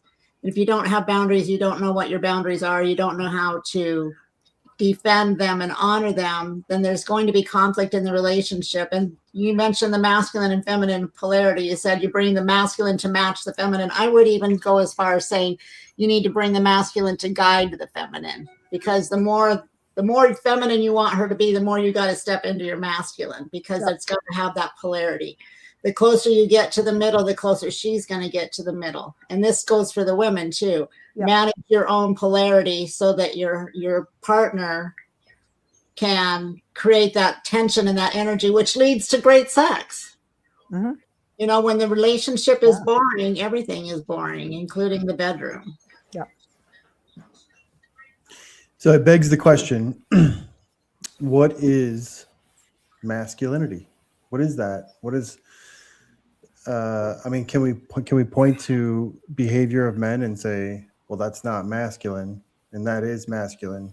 Can we flesh it out a little bit for someone? Like, maybe it's just intuitive, but I don't know if anybody's ever come up with a well-defined list, if you will, but it's kind of like Potts is identified back in the day. Potts was asked to define pornography. He says, I can't define it, but I know it when I see it. Mm-hmm. And I think masculine and feminine is much like that. The way I simplify it with my clients by just saying masculine is more the doing energy, the achieving, the go-getting, the slay the dragons, bring home the bacon, whereas the feminine energy is more the being, the doing, create a safe place, create harmony, create a cushion to land on. And we can be creative and we can be, but the thing is, the feminine also brings a little bit of crazy. Yeah. You know, we're in our emotions. We're high strung sometimes. We want to be understood. And we are on being understood. You're going to understand me or this conversation's not going to be over. You don't have to agree with me, but you've got to get me. You know, that's the feminine energy. And the masculine energy is the guy that, you know, in my opinion, in my experience, the masculine is the one who holds steady, holds strong, the one that makes things happen, the one that his creation is the rock. Her creation is the rainbows. Mm-hmm. How'd you like that metaphor? That's good. That's good. So would it be my rock? Literally. The man is the hard rock and the woman is the soft space. Yeah. Would it be masculine to have an emotional reaction to a problem? Depends on if he's in control of that emotion or not. Yeah. So what I'm saying, it's a problem. There's a problem. You know, there's an there's a issue problem there's an trying issue out that's come up. Well, he's confronted with something, right? And his reaction is emotional. He has an emotional reaction to this something. Can we say that that's not masculine? Every time a man becomes emotional, his life goes into the shitter. Right. Yeah. There's not one place in a man's life where being emotional is beneficial. Right. If there is, I haven't found it. From a woman's perspective, I want my man to feel his emotions, but I don't want him to be led by his emotions. Yeah. Because a man is human too. A man has emotions. He expresses, fear and anger. Yeah. Yeah. But he has his emotions, and it's important for a man to recognize and honor that he has emotions. Otherwise, he'll never understand her emotions. Mm-hmm. But the way to understand it is, to act on his emotions and create chaos out in the world, especially in the face of a problem, somebody's going to get killed. Yep. Yeah, a man must be in control of his emotions at all times. Unless he's with men, and then that's up to you guys. I don't know what you guys do together. Yeah. Well, there's a golden nugget that says no one can trust an emotional man. Emotional man's a lot of work. Yeah. Oh, yeah. Because then I have to be the solid one. I have to be the one who's strong. I have to be the one that's in control. And that's not the polarity that I'm looking for in my relationship. It happens from time to time. As long as it's a one-off, then I can be the rock, but I don't want a man that operates that way. Mm-hmm. It's not safe, and women need safety. Yeah. So safety, creating safety, that's masculine? Yes. Yeah. Oh, Yeah. Big time. Yes. And when safety is not present, the feminine gets very uncomfortable. Yeah. There's not a lot of times in my life where I have to be like a physical protector. You know what I mean? Like I'm not fighting people every day or pretty much ever. So so what does that really mean? Like protection, Well, like. Yeah, I'll tell you what it means. It's like a woman knows if a man will protect her or not in the physical sense you're talking about, and once she accepts that he's going to protect her physically, she understands he's going to protect her in every other arena as well. I watched this YouTube video the other day with this Asian couple. We're walking down the street, and a man attacked his wife, and he just stood there. And as this man knocked her to the ground, he didn't know what to do, right? Like, and that was a pretty abstract or a pretty defining moment in their relationship, I'm sure. But wow, can you imagine that? Just standing by while you're just watching that thing, just my heart rate went through the roof. Yeah. So what about from like we were talking about him not being emotional or reacting emotionally?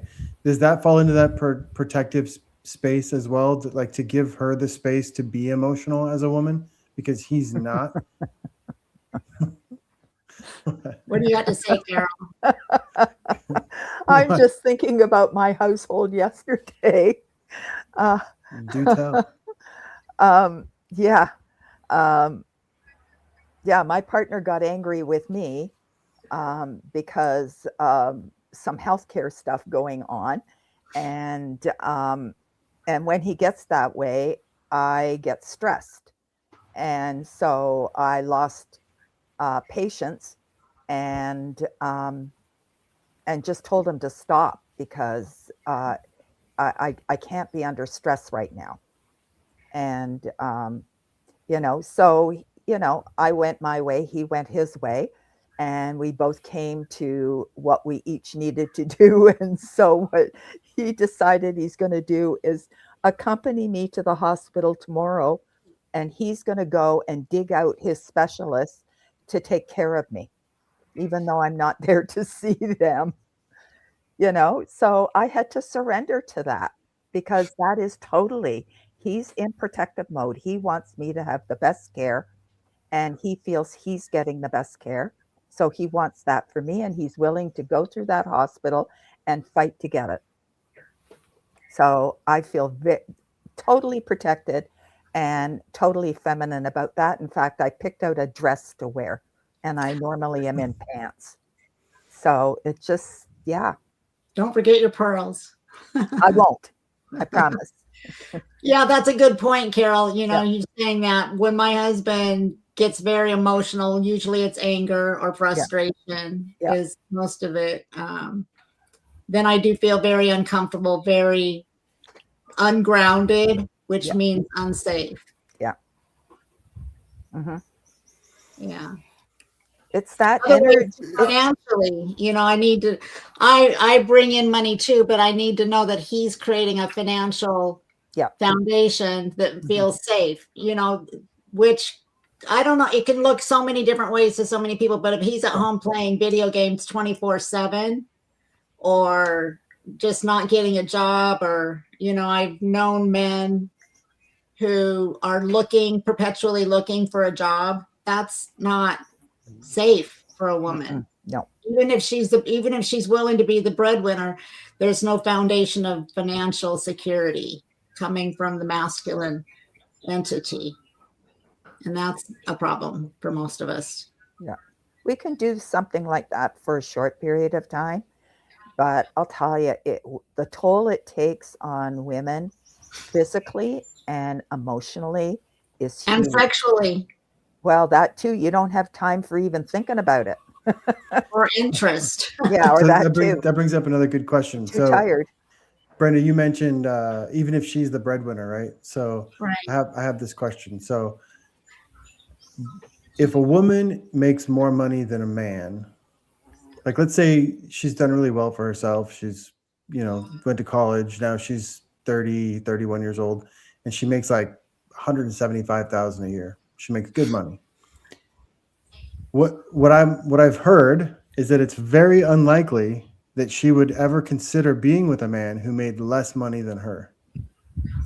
I don't think that's true. I disagree with that. I think it boils down to the bigger picture of what's his masculine energy. You know, if my husband is a blue collar man bringing in 80 and I'm a white collar woman bringing in 200,000, we're going to pool our money. It's definitely not going to be yours and mine because that creates an unbalance. Yeah. But our pot and his masculine leadership and what we do with that money is going to matter. And his masculine energy just his masculine energy in every area. Does he lead? Does he feel less than because I'm making more money? That's huge. Well, I understand that in like a relationship that's already happening. So what I'm saying is you're dating, you're not in a relationship, you're single, you're a single woman, you're college educated, you make $175,000 a year, and you're dating, you have options of men that you're choosing from. Would you choose a plumber that makes $60,000 a year when you're being hit up by tons of men? Women have all the options. Women have so many men that are, you know, coming after them and wanting to date them.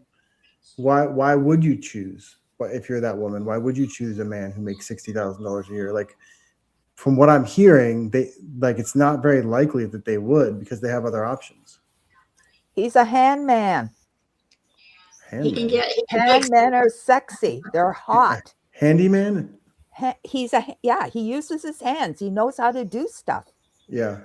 Women find that sexy. Very, very attractive. Yeah. Yeah, it's not about dollars. It's about what he can do with those hands. Is she likely to choose a man that works at Taco Bell? No. No. Yeah, why not? Because he has no ambition. Yeah. Unless he's the district manager, and then that would be a different conversation. Yeah. What if he's a handyman that lives out of his vehicle and just takes jobs every once in a while, just enough to get by? There's no ambition there. No. Why is ambition part of the equation?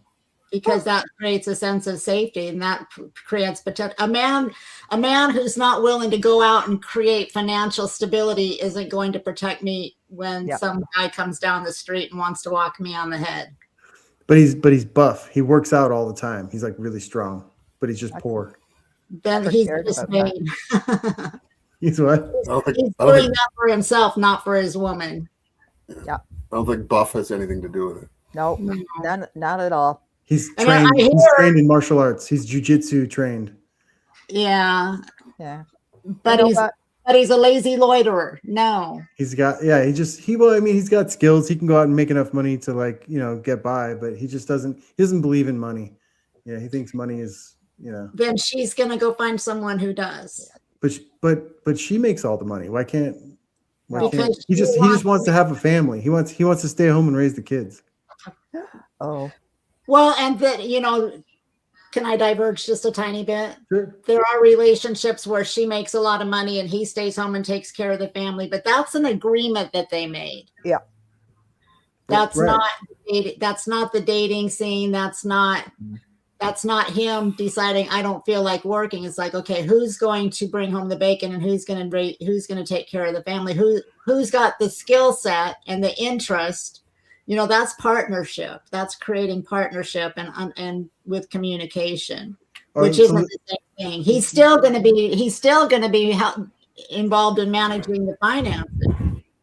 Let me put it this way. Bruce and I were talking about short-term recreational relationships earlier, and then getting qualified and moving into the interview phase, where you're serious about getting into a long-term committed. So you're vetting potential mates, right? Right. So you're in that mode. You're a successful college graduate, college educated woman, and you make good money. And so you're in that, you're interviewing, and you come across this man who he is charming, he's funny, he's trained in jujitsu, he wants to have a family, he wants to stay home and take care of the kids, but he just doesn't want to work. He just doesn't want to worry about money. And you have money, you make good money. So like that's an option you come across as you're vetting these men. He's one of them, right? But then you come across other men and you're choosing, and what would disqualify him? I don't understand. Like why wouldn't he qualify? What would disqualify him? I would say, again, ambition. I want a man. The masculine is ambitious. The masculine creates and what makes his mark in the world. What's his mark in the world? It's funny what you just, before I met Kyle, I dated a man like that. He was buff. He worked out at the gym. He polished my boots. He took good care of me. He took me out. He was nice. He was funny. He thought I hung the moon and all the things. But he was a civil engineer. He was educated, but he was always looking for work on the golf course. And I gave him a little bit of time to show me that he was really looking for work, and he wasn't. And I'm just like, I'm not interested in that. I don't want a man who's happy just coasting through life. That's very non-masculine. Yeah. Is the same. So if it's a masculine trait. So then the same must not be true for a woman. So like if the roles were completely reversed, a man is college educated, he makes good money, she isn't interested in making any money. She wants to have a family and take care of the kids. Because that's feminine, then that's a better fit. That's fine. And let's just assume she's actually going to own her job and do it very well. Yeah. Not just stay home and eat bonbons and let the kids watch TV and play on their tablets all day. We're talking about someone that's owning their position and owning their job and creating from the space of where they're at, with agreement not all men want a woman that just stays home with the family. Right. So that would be something that you'd have to agree on from the get-go. And Right. you're right. But it is a more natural. It is more natural fit. It is a more natural fit. Yeah, because the feminine, we already established there's no set rules, but definitely nurturing is more of a feminine quality. And nurturing, taking care of the family, taking care of the home, taking care of the children, taking care of the beautifying and peace of the home is a very nurturing feminine endeavor. Yeah, the reason why I bring it up is just because it just seems like these days it's just like taboo to even say something like that. About women. Yeah, to say that that it's a feminine thing, because you were saying it's not masculine for a man to have no ambition when it Right. comes to making money, right? And so a lot of people would be up in arms, like, oh, women can be just as ambitious as men. It's just as important, like the idea that we're all equal, the idea that men and women are the same. Equality does not mean sameness. No. Right. Yeah.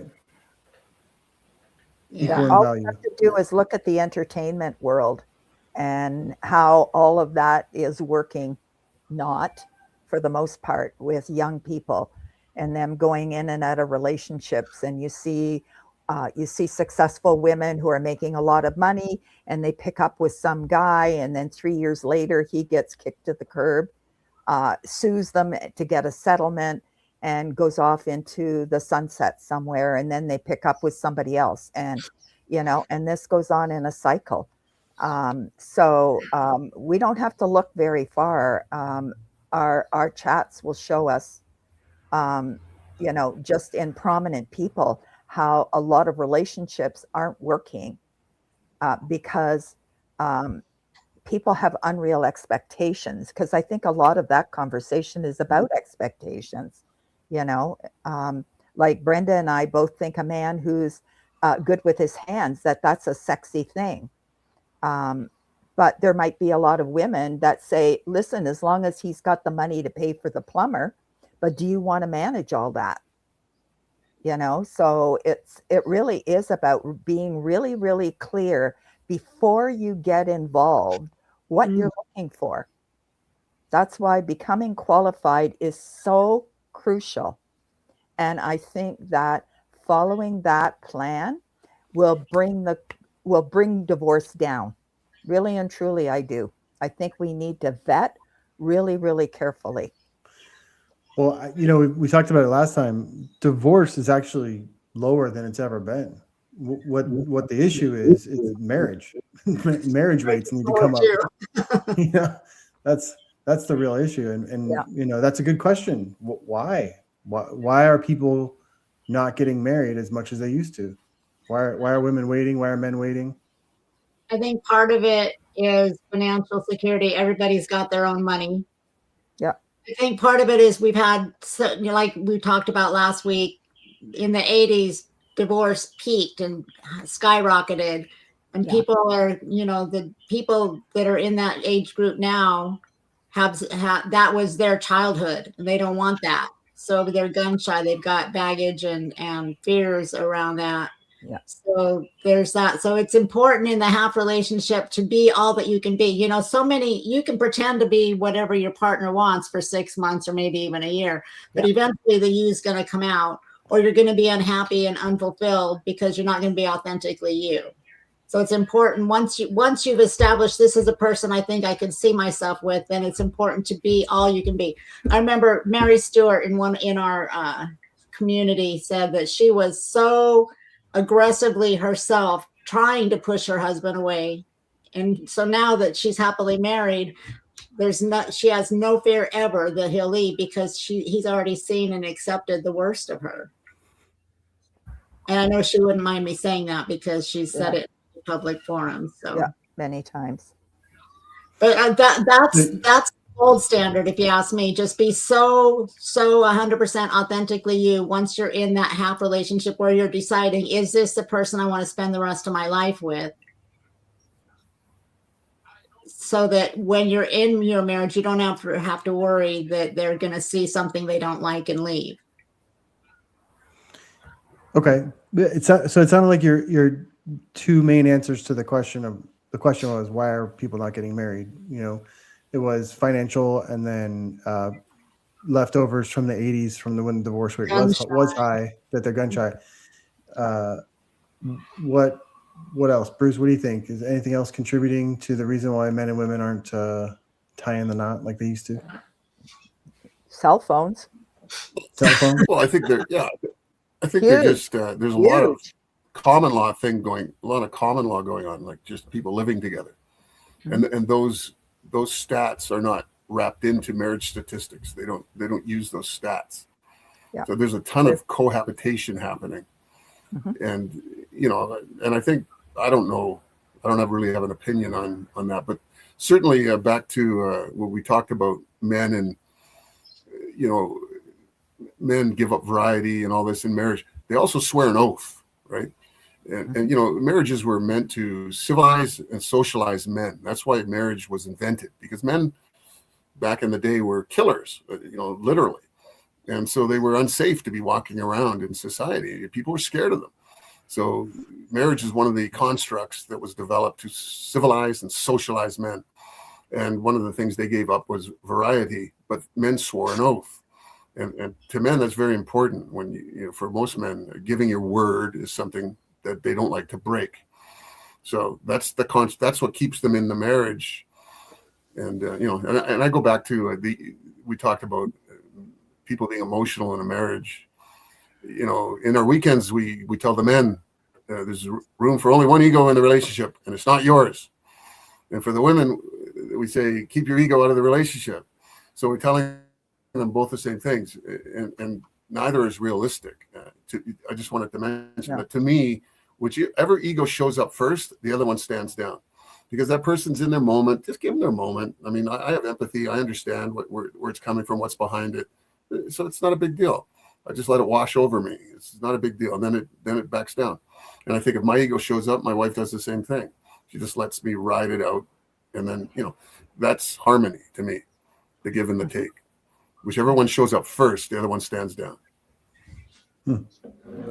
Yeah, I think in communication, that brought up something for me that my husband and I just talked about the other day is, if you come home in a bad mood, just tell me I'm in a pretty crappy mood. It's not about you. Then I can nurture you instead of take everything you do and say personally.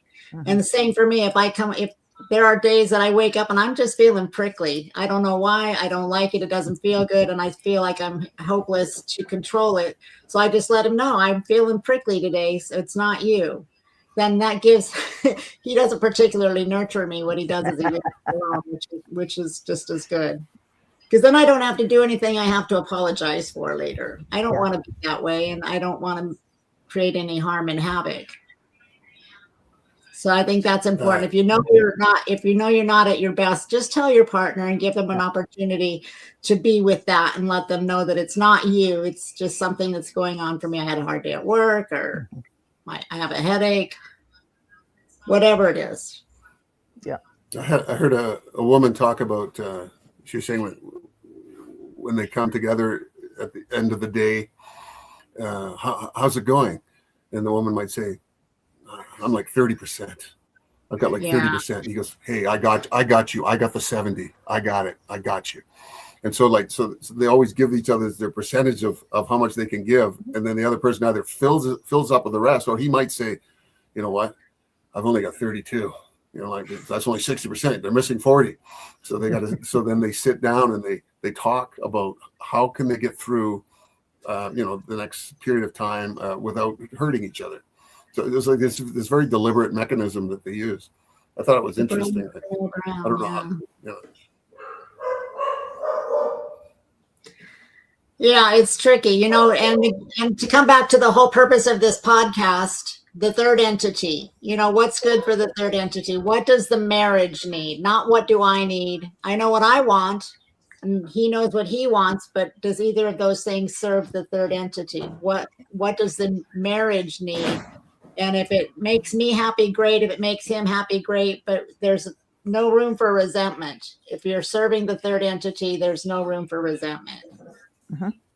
Because if it's your turn right now, it's going to be my turn soon.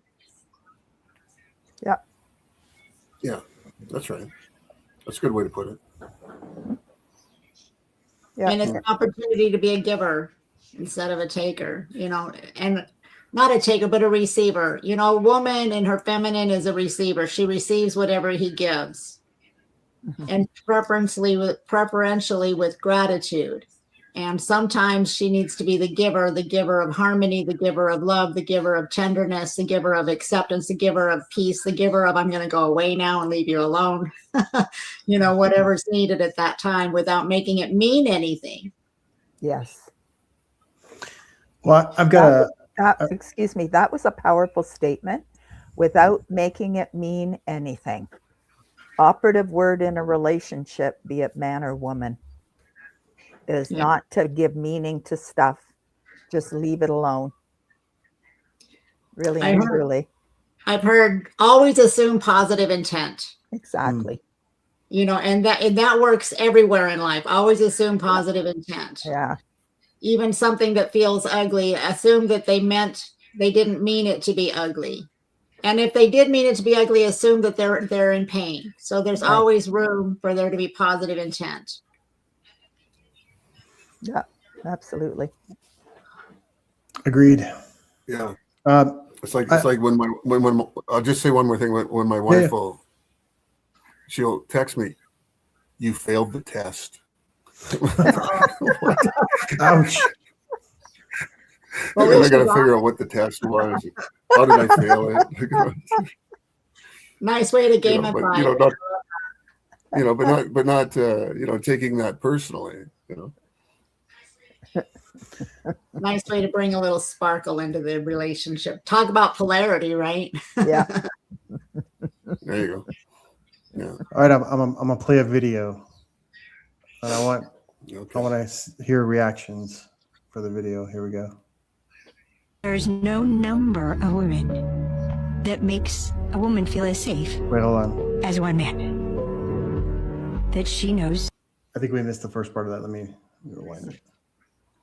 There's no number of women that makes a woman feel as safe as one man that she knows is for her.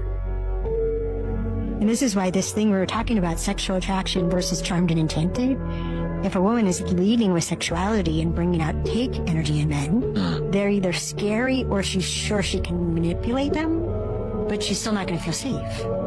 Where if he's charmed and enchanted by her, which causes a man to care, which is, you guys closely guard caring. Something else I learned from that, you know it's your biggest expenditure of energy. Thoughts? That's when you gotta kind of digest. That reminds me of in the weekend we say that in the Women's Weekend we talk about how men, their instinct is to be protective of women. Mm-hmm. They like to be destructive with men, but they like to be protective of women. So the more masculine a woman is, the more likely a man is to be destructive. They have destructive behavior, which is, I think, leads to that charmed and enchanted that she talked about. Right, it's the way of being, which brings out the best in the beast, as we say. Mm-hmm. It reminds me of when we talk about how like a woman that uses her feminine and her softness can get a man to do anything. Yes. That she wants him to do. Willingly and voluntarily. Yeah. Sure. Yeah, sure. Yes. Yep. Yeah. Willingly and voluntarily. Exactly. Mm-hmm. Yeah. He's happy to do it. To use her words, charmed and enchanted versus sexually desirable. Yes. What that comes up for me is if I'm energizing from my sexual chakra, if you will, putting that energy out into the world, then he's going to be hunting. Mm-hmm.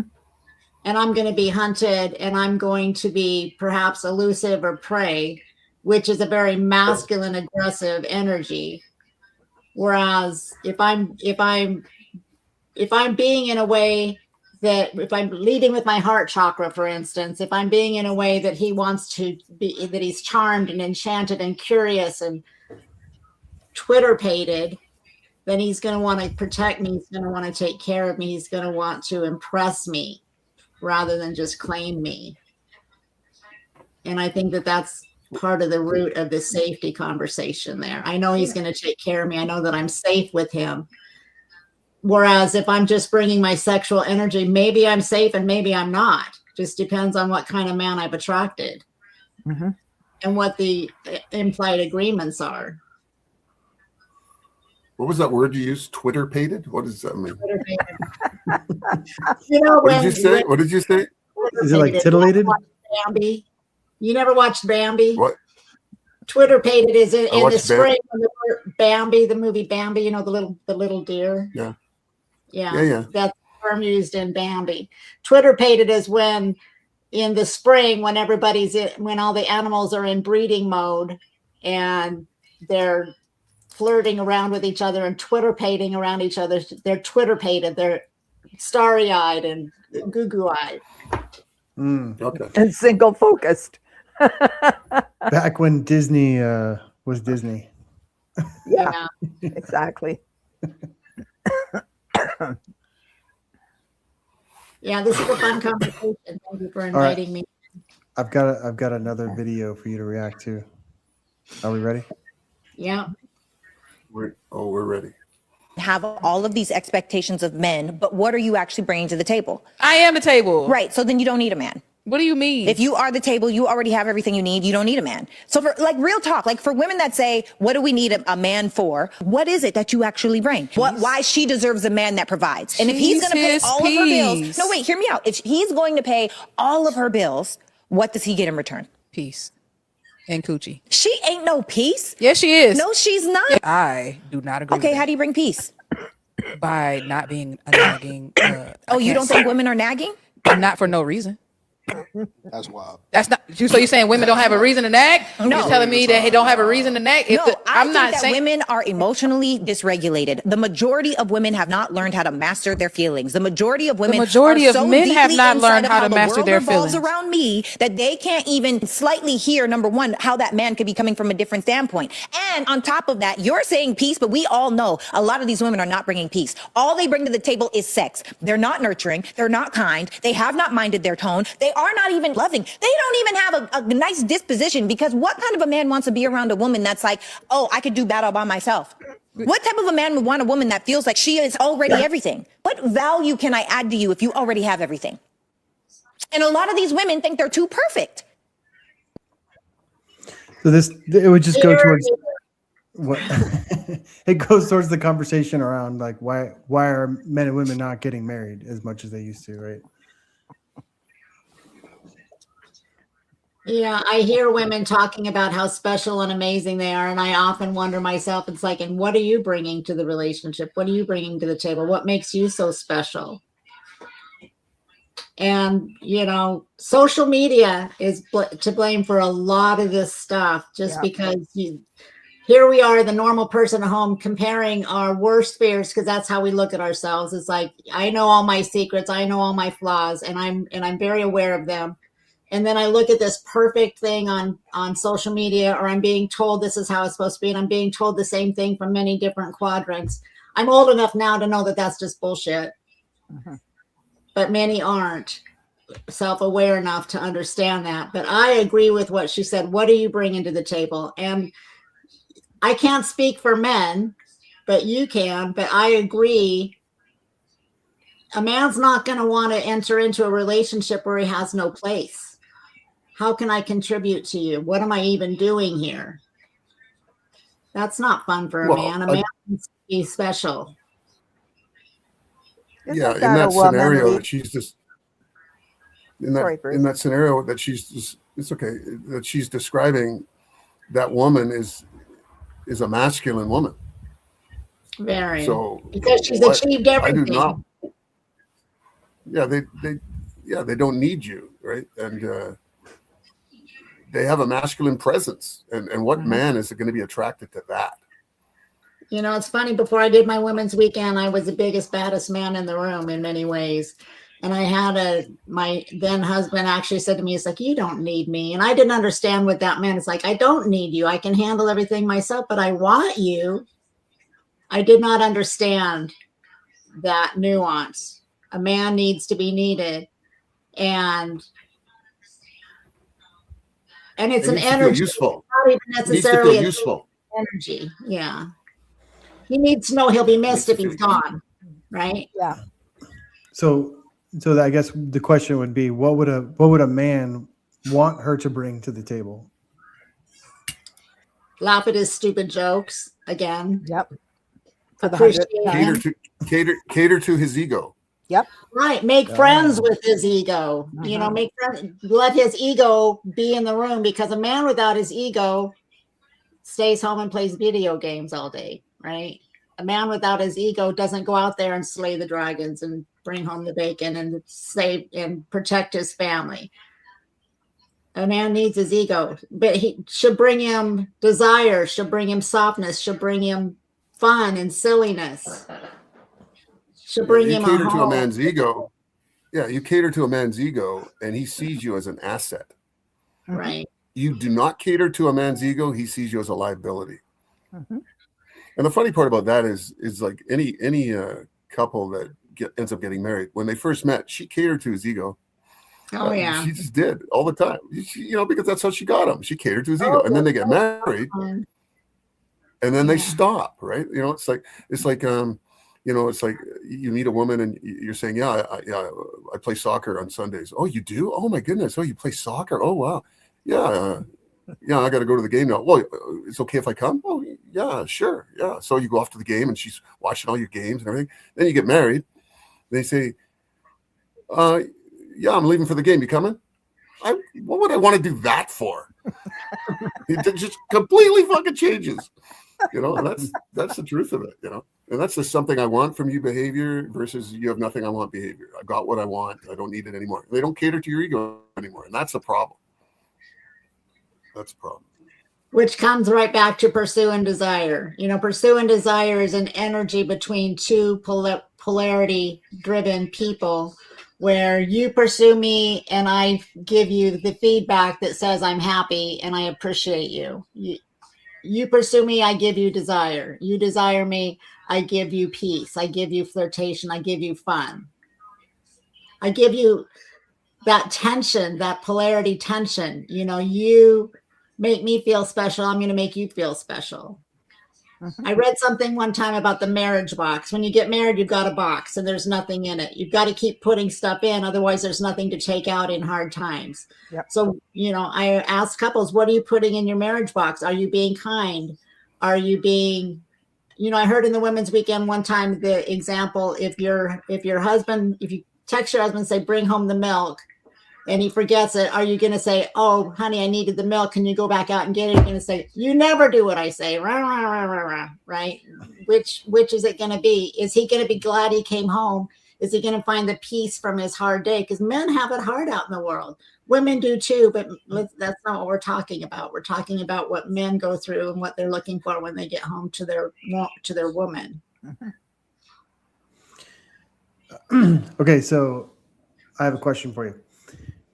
Is it possible, or is it common? How about that? Is it common for a woman to get involved with a man and think, she's looking for something long-term, right? So she's thinking, is this going to work?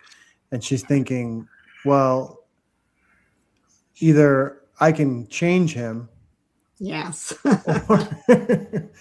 or he'll change over time. I'm just going to hope that I think I see something in there and he's going to become the man that I want later. He has potential. Oh yeah. Yeah. Yeah. There's that woman comedian. Yeah. That woman comedian that talks about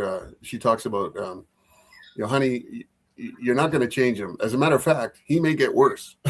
It's true. I have not heard that. And it's true. I mean, there's that stereotypical women change and men don't.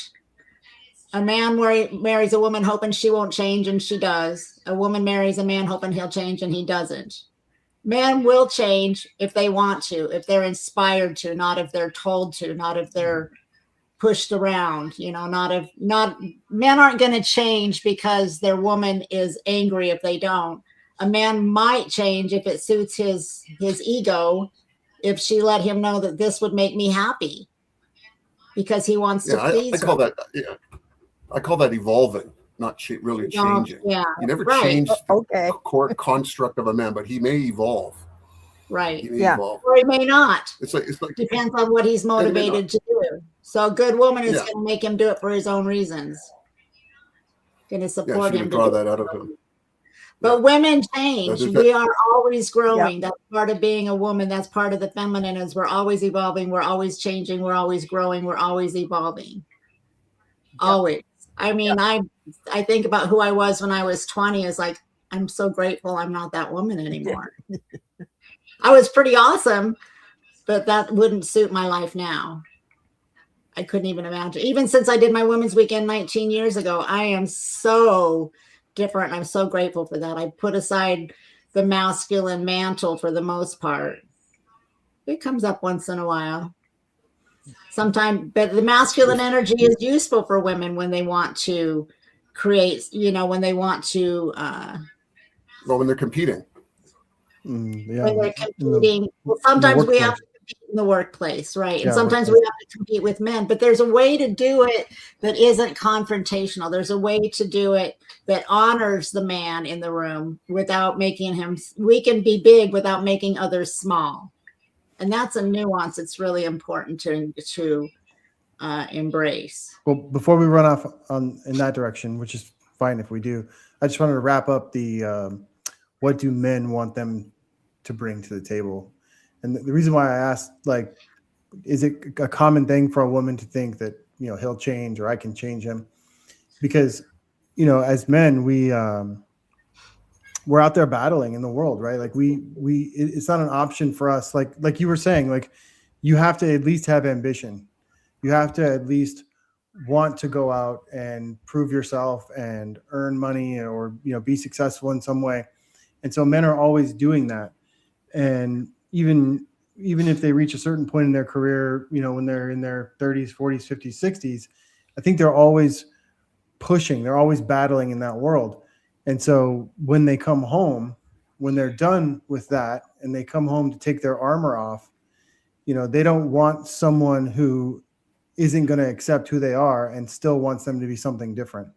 I think that's what men want, is they want a woman who is going to just say, have faith that this is my man and this is the one I chose. I'm in this for the long run. Whatever happens with this man. Like, I have faith in him and I'm not going to try to change him or expect him to be different. This is who I chose. Right. Because and correct me if I'm wrong, but when we tell our man that they're doing something wrong, what they hear is, you don't think I'm good enough. There's something wrong with me. Yeah. And that's not what anybody wants to hear, man or woman, but a man who's achiever oriented is especially going to take that personally. Right. Yeah. And also he uses his ego to compete in the world. And now you're putting up a reason for him to engage his ego now at home. Mm-hmm. It reminds me of that 14-karat wisdom that we used in the Women's Weekend, that women accept too little at the beginning of a relationship and expect too much at the end. Yeah. Right. That's that is just the opposite as it should be, right? Yeah. When Kyle and I were dating and I was determining whether he was the right man for me, I'd already done it wrong a couple of times. I wasn't going to do that again. I created an energy for myself that I'm willing to walk away from this relationship all the way up until I said I do. I mean, even the day before we got married, I was willing to walk away from the relationship if it wasn't the relationship for me, because I didn't want to be in a space of, well, it's too late now, I can't get out. That was not an option because, and too many, myself included, too many women I know, they're so focused on getting the relationship that they don't even know what it's going to look like. They're not looking down the road. They're looking for right now. How do I feel? I feel in love. I feel excited. This is so fun. I want to get married. This is the next step. Rather than, is this the man I want to spend the next 50 years with? And I think that's an important nuance, because somebody I want to be with today when I'm 25, somebody that's really fun and exciting and takes me to exciting places and we have so much fun and the sex is amazing and all of that. But do I want to be married to him when I'm 65? Oh God, no. That's an important distinction, because he has potential at that point, but you can't marry potential. Mm-hmm. We got a great piece on that in the Women's Weekend we just developed. It speaks directly to that. Yeah. Fixer upper. Yeah. Yeah, and a lot of men, like when you're saying right up to the point of I do, you're always weighing your options.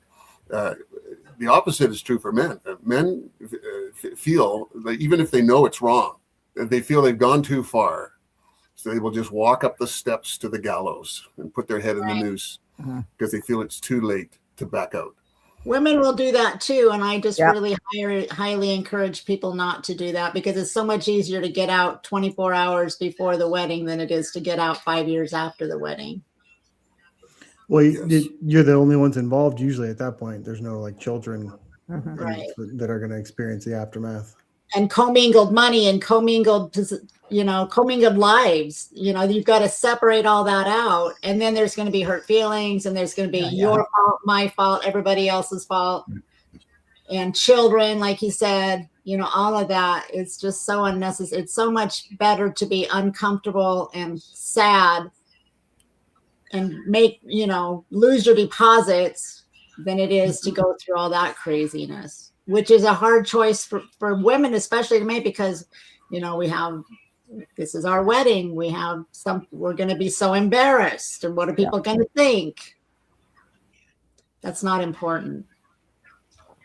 Well, what do you think about prenups? Does that mean that he doesn't have faith in the marriage if he asks for that, or if she asks for that? Most of my life I've worked in law firms, not in the domestic area, but in legal. And I think that prenups, if there's a concern about that, I think a prenup is important, but it's very important for the person who's receiving the request for a prenup to take it to her lawyer to make sure that she's well represented too. Yep. She's not going to walk away with nothing. That wouldn't be fair. But if you've got a family inheritance of multi-million dollars, and I've got my farmer father that I'm self-made, I would expect you to have a prenup. Mm-hmm. And it just means that it could be a very positive thing. It means you're money wise, which feels very safe. But I'm going to take it to my lawyer and make sure that I'm protected too. And I would want him to encourage that, or her. It's almost like if you take it personally, that's a red flag. Mm-hmm. Then that relationship needs to work on their communication. So that is a flag that says there's an area here that needs some development. Yeah. So in that sense, it's a good thing, because it can reveal something. Yeah. And it's putting everything out on the table instead of these hidden agendas. Yeah. I mean, if I'm going to use your typical he, she, but if he asks for a prenup and she gets all bent out of shape, then what's she making that mean? Mm-hmm. It doesn't mean she's a gold digger, definitely, but it means that there's some energy that needs to be cleaned up, some baggage, some internal work that needs to be done, so that these two equal people can come together in this relationship. And remember, equal doesn't mean same. Yeah. All right, I got another question for you. What do you think about men paying for dinner on first dates? Is that a requirement? Yes. Yes. I have a hard and fast no dinner dates on first dates. Oh, coffee? Coffee, a glass of wine, 2 hours max. You're out the door because you have a decision to make. Okay, so what about second date? Should he? You go? Can the second date be dinner? How about let's start there? It could be. It depends on how you feel about the first date. It was good. It was good. You felt good about it. If it's good, then yeah. If you want to have a dinner date, yeah, absolutely. All right, so you're at the dinner date. The bill comes, and he says, "Let's split the check." What? I didn't bring a wallet. You invited me out. Yeah. I think it's who invited who. Is that how that works? Well, I don't know. Yeah, well, I'm just saying, actually, like, that's a possibility, right? If a woman phones you up and says, "Would you like to? I'd like to invite yes. you for dinner." Yeah. Then So the woman has. I'd feel really flattered. Yeah. No. But I wouldn't. But I would still I would expect expect. to get the check. Wait, Bruce, finish what you saying? Well, I'm just saying I'd be very flattered, but then immediately I would go to there and say, "Well, what happens when the bill comes?" I would think about that. She invited me, but I said I'd go. At the end of the day, yeah, I'd pull my wallet out. I would pay for it because that's to me it's kind of it's sort of the foundational block that's being put in place that you are willing to take care of the women in your sphere. So it's not about who invited who. No, it's not, but It can be. can be, me, it'd be interesting. I don't know. It's interesting. It can be. Well, okay, so Carol, let me ask you this. Uh-huh. I don't know how many dates you've been on. You don't have to tell us, but what percentage of those dates would you say that you asked him on the date? 0. Okay. So it's about who invites, but we always invite. Is that? Yeah, but you got. I mean, you know, I got to say, I've never been invited out. I'm from I'm from a different generation. Things have been changing as I don't say they're evolving; they're changing as time goes by.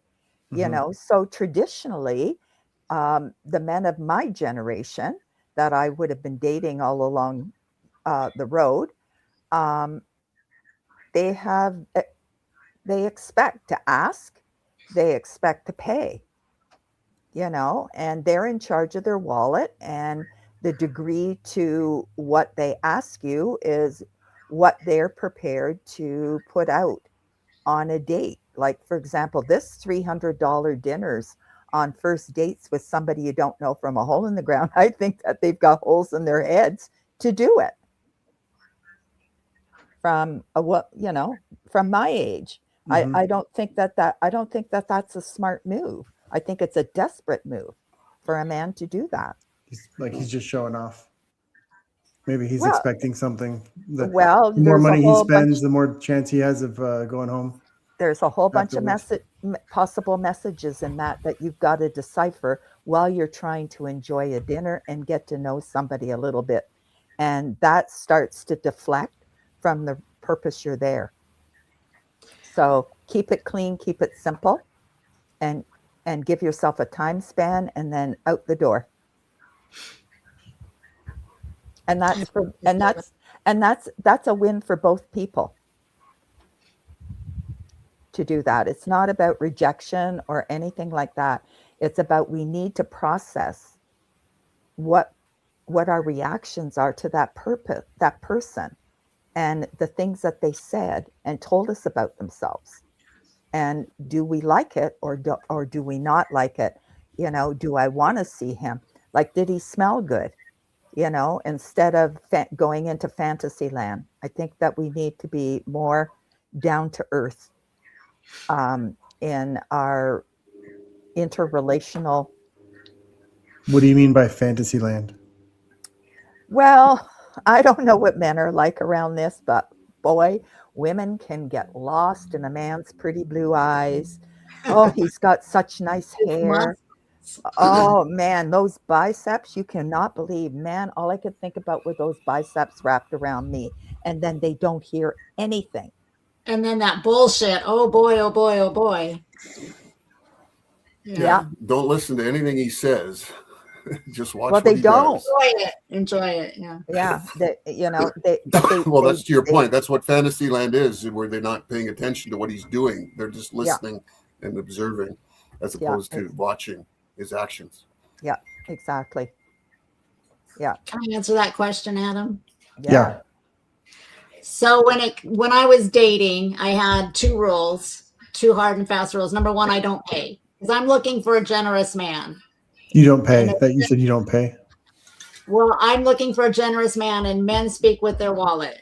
Right. So if he's not willing to buy me a drink or buy me dinner, then he's not generous in other areas. So if a man's willing and wanting to pay for me, and I never once had a man push back, not even once. Right. And because my second rule is he's going to have a good time. Yes. No matter what. Yes. So, I mean, there were men that I dated, that I met, and within 5 minutes, I knew there was not going to be a repeat performance. But we had a good time, and I appreciated him. I made friends with his ego. He had a wonderful time. You left him better than you found him. Absolutely. He got his payment. It just wasn't money. Yes. The pleasure of my company. Yeah. But you know what, men? What a lucky guy. But it was good company. I made sure of it. Yeah. Men There you value go. that, though. Men You know, value. and to address what Carol said about expectations, you know, if a man takes me out on a $300 dinner date, you know, wines and dines and impress me, I'm going to enjoy the hell out of it. And if he is expecting more out of it, I know who I am. I know who I authentically am. I know what my values are. And he can want all he wants, but I'm going to do what works for me. And I'm going to be kind about it. You know, if he says, you know, can I come in? I'm going to say no. Unless I want to say yes. But, you know, the fact of the matter is I'm not going to be manipulated. Yeah. Right. Mhm. Yeah, you don't owe him anything at that point. Right. Kindness. That's all I owe him. Kindness. Which you've already shown. Yeah. Right. It's interesting because there's more women graduating from college today, right? I think we all know that. Women are making more money now. I don't know. Maybe it's time for the women to start paying on first dates.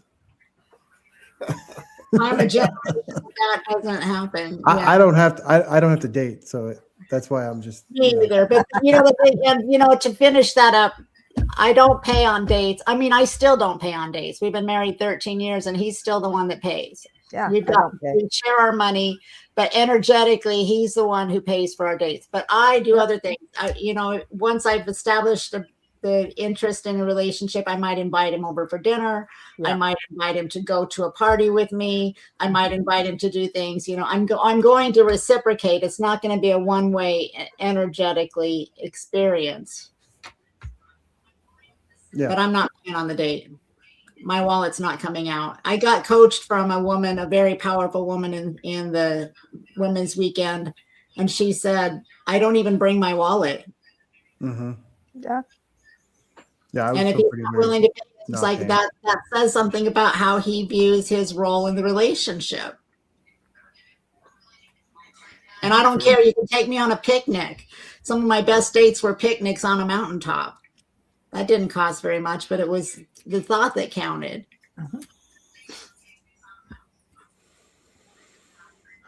All right. Well, how about this? What would be your top piece of advice, Carol? I'll ask you. What is your top piece of advice for couples that have been married for, you know, maybe 5, 10 plus years? What is the biggest relationship advice you would give for either a man or a woman? Oh boy. I think the big thing for me is William's a very strong man. And I always go back to looking into his eyes and remembering what it was like to fall in love with him. And that lights me up every single time. It's just that memory of what it was like during that procedure, that process that we went through, where I could just drown myself in his big blue eyes. And it works every time. So I don't know what men do, but that's what I do. So your advice would be to remember the good times? Oh yeah, Well, absolutely. the reason she fell for him in the first place, to go back to that beginning time. Yeah. Yes. Yeah. Yeah. When I was at that place where I had made a decision and I let myself go and opened my heart completely to him, you know, and it just reminds me to do that again and again and again. It's not a one-off in life.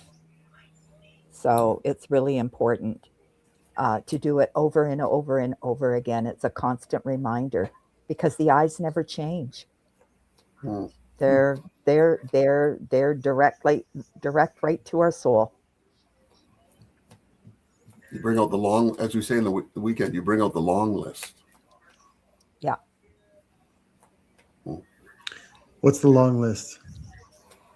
What do you Well, mean? all the reasons that you're with a person, that you're with the person to begin with. The reasons that you give your friends as to why he's the best catch for you, and all the attributes that he has. It's a good thing to manage. That's the best way to manage a relationship as well, from a woman's perspective, is using the long list. Yep. Even putting it on the refrigerator so he can see it too. Yeah, I know my wife actually framed the long list and gave it to me as a Christmas present. That's that's very fabulous, very energetically, and yeah. Oh, that's awesome. So that if there's a long list, there must be a short list. Oh, All those little things that irritate you about the other person. yeah. Yeah, it's the default management system. It's an easier way to manage. It's a more of a control way. Problem with the short list is you got to keep adding to it because things fall off. Like you forgot to take out the garbage on Tuesday. You can't keep that on the list for more than a week or two, right? Oh, it's going to happen again. Yeah, it'll happen again, so it'll go back on, right? But it's it has to drop off and go back. That's why it's a short list. Things drop off. I had that one. I think I said it last time. It was interesting. There was a man from our weekend who we introduced what we call it, the 2-list management system, the short list, the long list. And he put in the chat, he goes, I was driving home with my wife, or not his wife's girlfriend, I guess. And she was telling me all the things I was doing wrong. She was just going on. And he goes, I had this realization. Oh my God, she's using the short list. And I got this big grin on my face, realizing, here's a piece of weekend technology that I'm actually living in real time. And he goes, the problem was she saw my grin and that went on the short list too.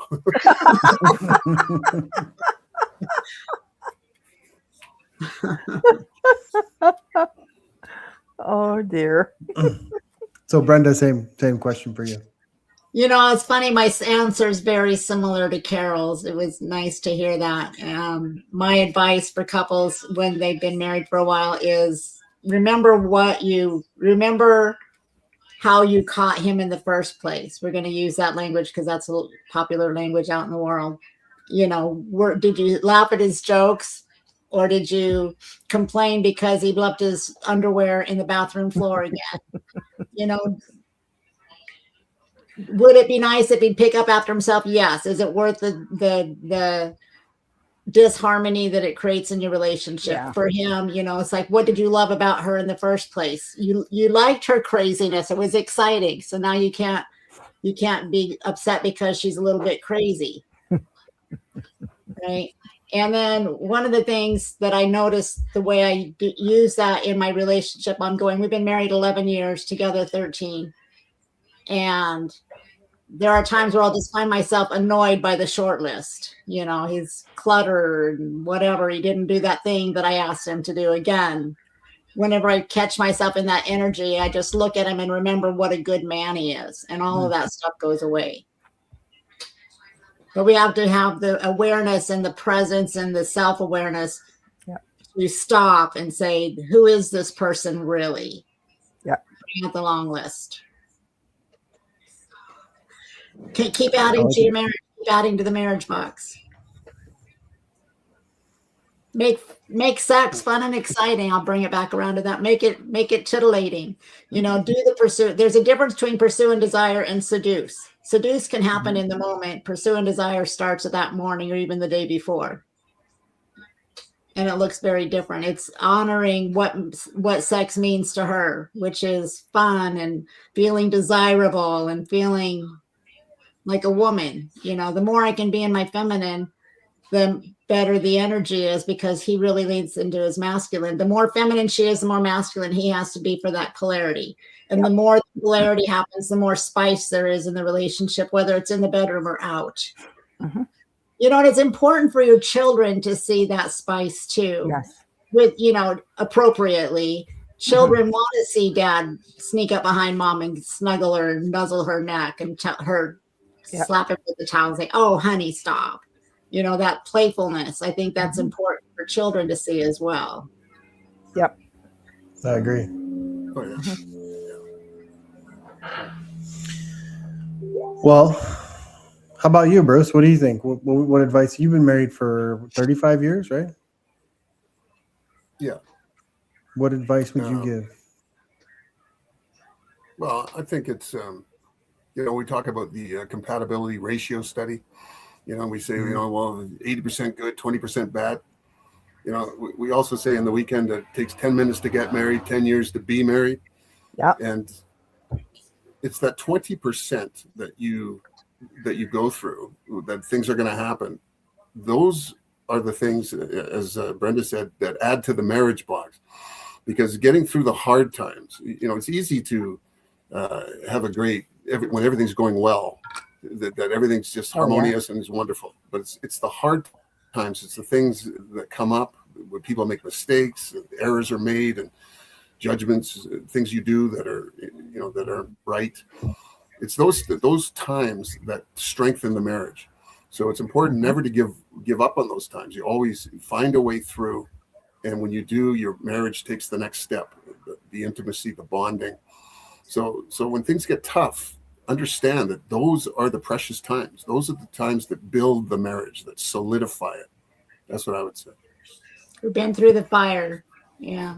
Yeah. Nice. What about you, Adam? What would you say? You've been married for what? 20, 25? 22, 23. Yeah. Something like that. What's I didn't think you were that old. He got married when he was 12.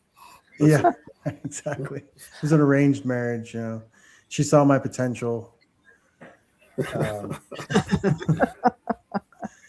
I would say for a man to not be reactive, to not react to her emotionally. Like she's gonna be emotional, and she's gonna have problems that she wants to talk through and talk about, and to be there to hear it, to listen, and to not react emotionally, take it personally, I think is huge.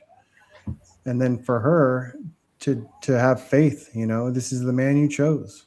You chose him, and he might have made a mistake. He might be making mistakes, but at the end of the day, you have to have faith that he's going to figure it out and guide you both in the right direction.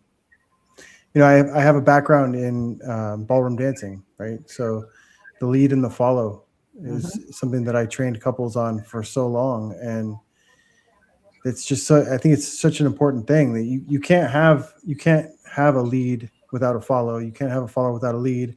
Neither one of them is more important than the other. They're equal in value, but they do play very different roles and very specific roles. And to allow that natural yin and yang to be in the relationship, I just think is so important.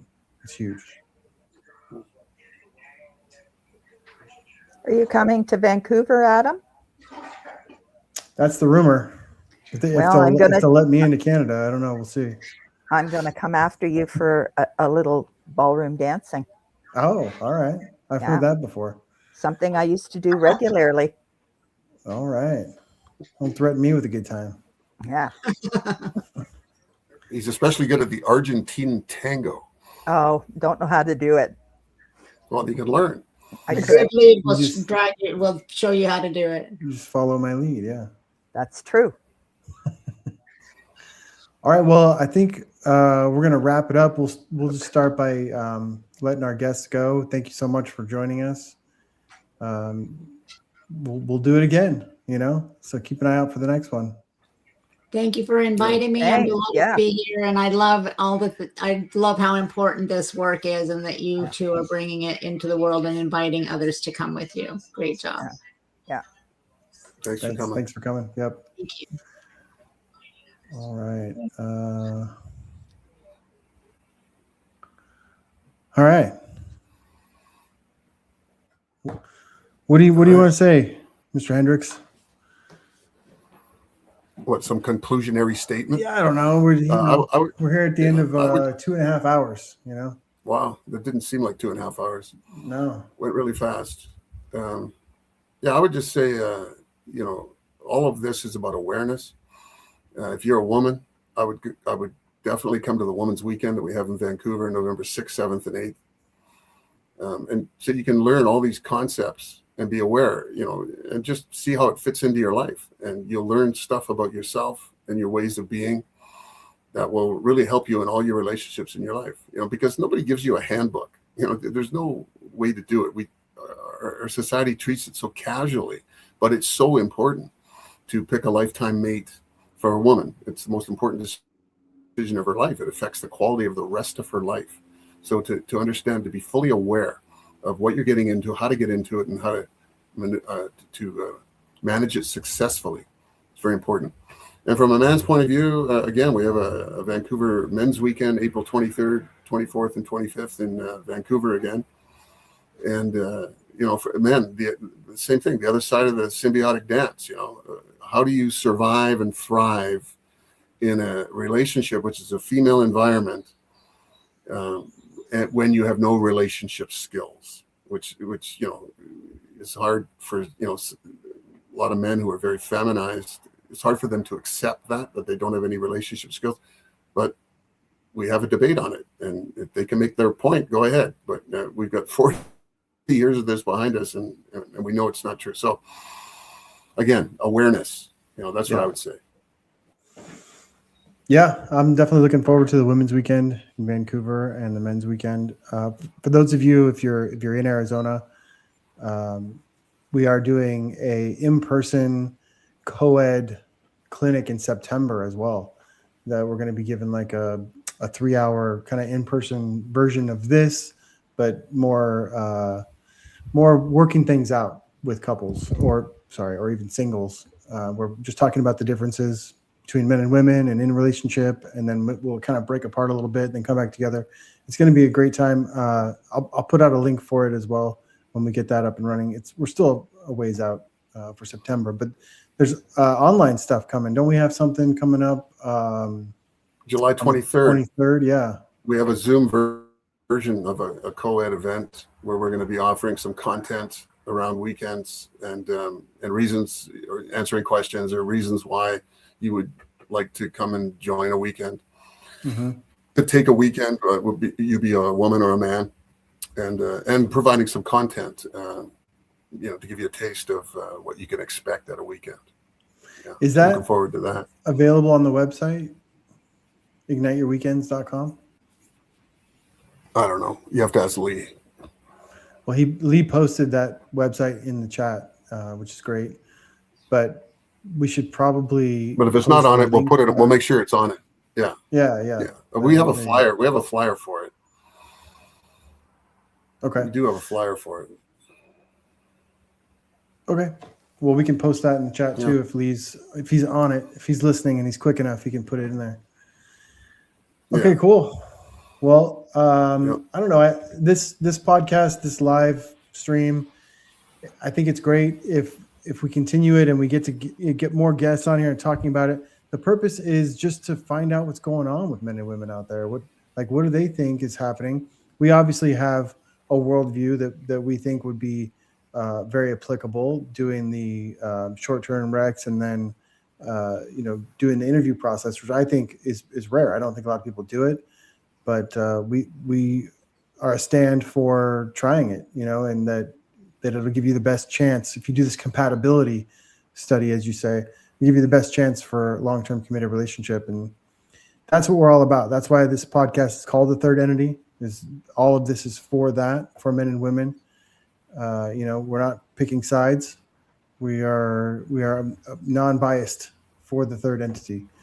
So keep an eye out. We'll be doing another one, and hopefully we'll get more guests on. We're we had a lot of people in the chat actually. So if you're interested, let us know, and we'll get you a link for the next one, and you can be on with us. Absolutely. All right. Any last words? No, I'm good. All right, me too. All right, well, okay. Once again, we did it. All right, so let's wrap it up with our song here. The outro. We have another song coming, right? You're working on one? Yeah, I am. Yeah. Cool. Well, for now we have this one. So we'll see y'all next time. All right, we'll see you.